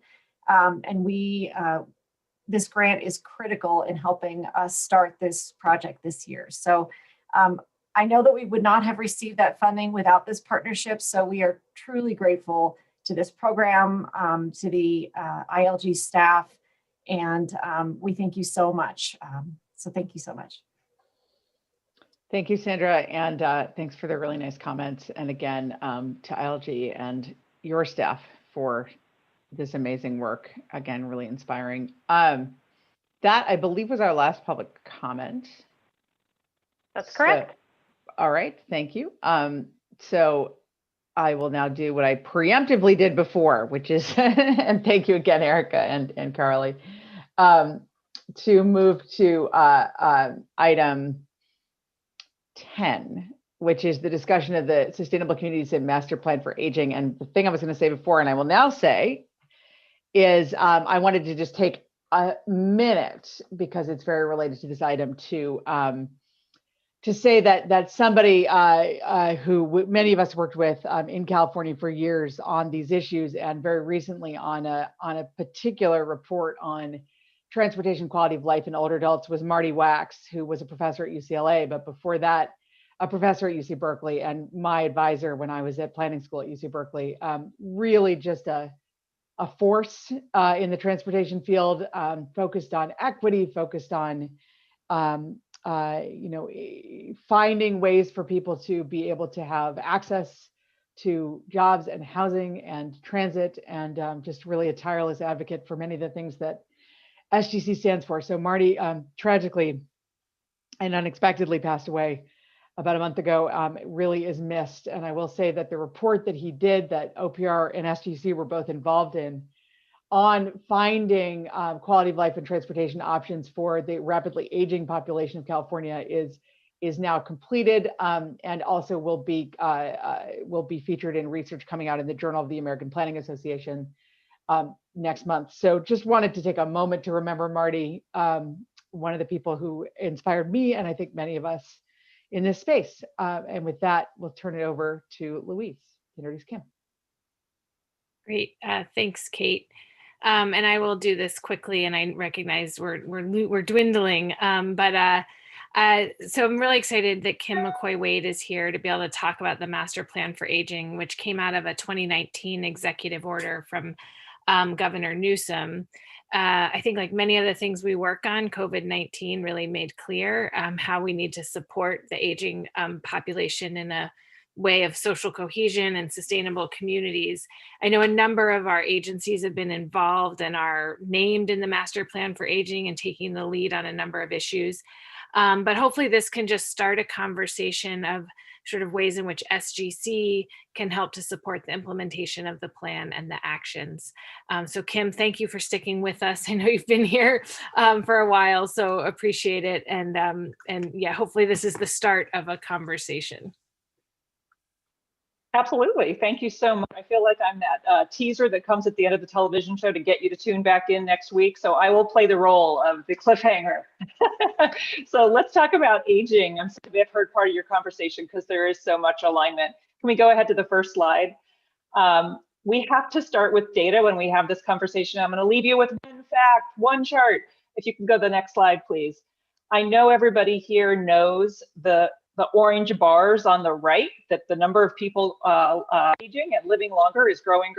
But do you know the chart on the left? And maybe this group does, which is if you look at the different age bands of 0 to 18, 9 to 59, and 60 plus, that by 2030, 60 plus crosses 0 to 18. We have a shift for the first time in a state, which has huge implications for our housing, for our transportation, for our communities, for our families, for our caregiving, for everything about our future of our state. And so we are very much about all ages, but being clear about what ages we all are is a huge part of our planning. And if I had more data slides to show you, I would talk about the difference between being 60 and being 90 when it comes to communities. I would talk about how older California is still majority white, but that is rapidly changing and has so many implications for California. So, but this is the key piece. All of you planning the future and thinking about climate and housing and transportation, we're going to be older, family, as communities, as a state, as we are living in these communities. So next slide. The good news is everybody's planning, including us, including housing, including homelessness, workforce, and there's so much alignment. And I just have to call out, I think one of the most critical places of alignment is equity. Our tagline in Master Plan for Aging, quoting former Assemblyperson Cheryl Brown, is equity has to be baked in, not sprinkled on the top. We are not the sprinkles, equity is at the center. And I see that in the conversation we had earlier at this commission and then throughout these reports. So being data-driven and equity-focused, and as Secretary Castro said, person-centered will get us where we're going. So what is the master plan for aging in a couple quick slides? We had 5 bold goals. Next slide, please. And it's no accident that the first one is housing for all ages and stages. There is too much who still thinks that senior housing is 2 things. It's either that staying in that aging in place house and getting it modified and staying there and hanging on to your property tax, or you're in a nursing home. And I hope by now everybody here knows there's a whole lot in the middle, and we need to do a lot to build that out, whether that is ADU, senior housing, mixed age housing, so much opportunity that we need to metric and build towards. So next slide. But of course, for us, housing is not just the built environment. We define housing in I think the way this council does too. Each of our 5 goals has strategies. So you see in our housing goal, the strategy is yes, more housing. It's also transportation beyond cars. Older adults absolutely strive to work and to church and to see their grandkids and all kinds of things. But also older adults at some point do stop driving and need other options so that they don't become the victims of isolation because they can't drive. Driving shouldn't be required to be engaged in your community. And older adults and people with disabilities are a huge constituent. Outdoor and community spaces that work for 8-year-olds and 80-year-olds and everybody in between. Emergency preparedness and response. Frankly, who's the greatest risk? In our emergencies and disasters, older adults and people with disabilities who have access and functional needs. And climate. Some of our programs are big climate guzzlers, and we need to do our home delivered meals. I'm very proud of. We set records this year, and we're going to do it again next year, but there's a lot we can do with our food. Sustainable food sourcing, hello, Secretary Ross, local food sourcing, as well as our vehicle distribution. So this is our first goal for a reason, I think, shocking a lot of people. People think aging, they go, oh, health and human service. No, aging is everywhere, and that aging lens is really important. So as Louise mentioned, we don't just have bold goals for the next 10 years to inspire us all. Next slide. We also had the administration committed to about 130 initiatives to do in 2021-22. And guess what? 2 of them have strategic councils initials after them. So let's spend a little time on these and our remaining time, even with the font so small. Initiative 5, review housing planning and data indicators with the Strategic Growth Council for older adult demographics and characteristics, for opportunities to update, reflecting changes in aging and advancing equity goals, including the statewide housing assessment, regional housing needs allocations and housing assessments, and add that to our new data dashboard aging, which aggregates data sources all across state government and private sources as well. So this is about when we built our formulas and we measure, well, do we have limits on housing based on age? Do we know where older adults live? Do we know where they want to live? Do we know if we're building the housing that works for older adults? California has both the highest percentage of older adults who live alone, among the highest, partly LGBT, folks not getting married, folks losing their spouse. We also have among the highest multi-generational families, 3, 4, 5 generations under one roof. So do we know what older adults want for housing and want for transportation, and do our programs reflect that? And in Initiative 6, review current housing program definitions with the Strategic Growth Council for inclusion of older adults and advancement of equity, such as transit-oriented housing development program, multifamily housing program, accessibility and adaptability standards, and I'll go on and on and on. But again, looking at, do we have the latest information of the diversity of older adults, the diversity of life after 60, or is this based on a time when we had different life expectancy, different use of those bonus years, if you will?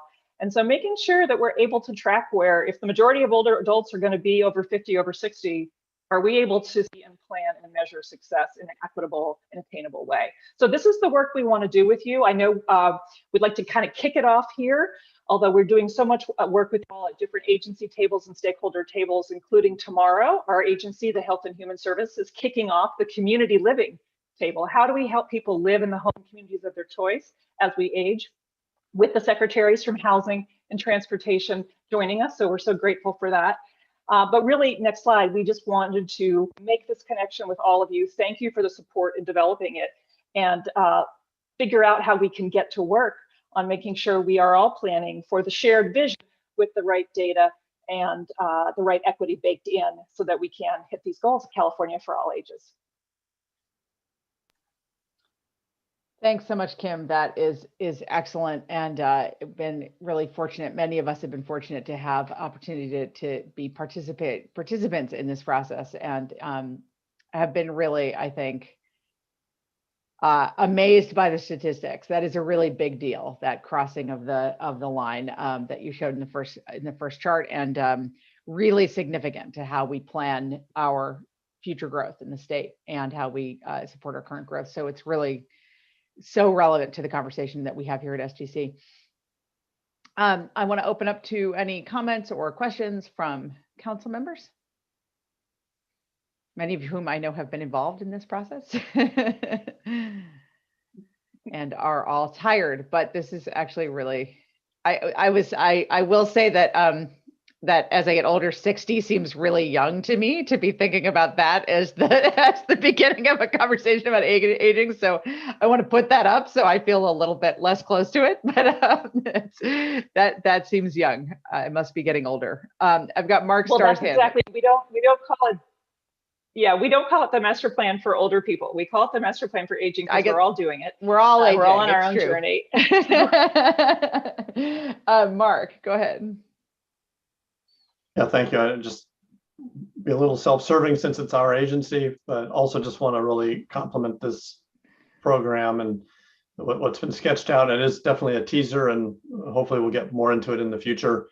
There are so many things that have come to light even recently, whether it's from disasters or the pandemic, that extreme heat, smoke, all these things put folks that are a little older at greater risk, public safety power shutoffs, all those types of things. So it's really important. And I am in that age group, so I really appreciate it personally as well. And just the value of assuring that, housing, transportation, other services that enable older adults to age in place, regardless of the reasons for that or the preferences. It's just fantastic. So great work, and look forward to more to come. And CDPH, where I work my regular time, we definitely look forward to supporting implementation of this plan, and especially the climate and equity aspects of it. Thanks so much, Mark, and thanks for your agency's work on this. Lizzie. I just have a comment to make, and I'm not as familiar with this. So this is actually super interesting for me to see. And, as Wade mentioned earlier, we're thinking about our equitable access agenda, and I was excited to see the component around outdoor and community spaces. And as we're thinking about enhancing our green spaces in different areas, we've seen over and over again, the health benefits of access to nature. And I think that there's some good synergies here that, I'll be thinking about in the work that we do is to expand that effort. So yeah, just kind of had a couple aha moments during that. So thank you for the presentation. Thanks, Lizzie. Any other comments or questions for Kim? All right. I'm not seeing any. Sandra, do we have public comment on this item? There is no public comment on this item. All right. I know we're wearing out the public here. Kim, don't take the fact that you were at the end of the agenda as any measure of anything. We think this is critically important. Super excited. We've all been able to work on it from its inception, and just thank you again and Mark also for the amazing work that your agency has done. And I am honored to be Louise's last agenda item. Thank you. Well, there is one more, which is, of course, item 11, public comment. This is the moment where we take public comment for any matters not on the agenda. Unfortunately, this is not a forum for dialogue with the council members. Questions posed by the public during this item cannot be substantively addressed or discussed at the meeting. Just a reminder. Any required follow-up can be directed to Sandra and Louise for follow-up answers, and well, actually Sandra and Jesse at this point for follow-up answers and connections to relevant staff. So is there any general public comment? Sandra? There do not appear to be any public comment cards for this item. So if anybody is wanting to make a public comment on an item that's not on the agenda, please raise your hand now. But I don't see any. So I think it's safe to say that everybody is exhausted. We've worn them all out. I was joking. We have I will just let everybody know on this recorded public meeting, we have a happy hour to celebrate Louise and some of our other colleagues who are leaving at 5. And I was joking with people that I was going to keep this meeting going for as long as possible to interrupt our happy hour. But I am really not going to do that because I think it would not be fair to any of you. But just, thanks again to Louise and to all of you for your kind words, and also just to everyone for all of your work on the Racial Equity Action Resolution, on the day-to-day work everybody does, whether it's at the local level, the regional level, or the state level, to advance these goals. And with that, the meeting is adjourned. See you next time.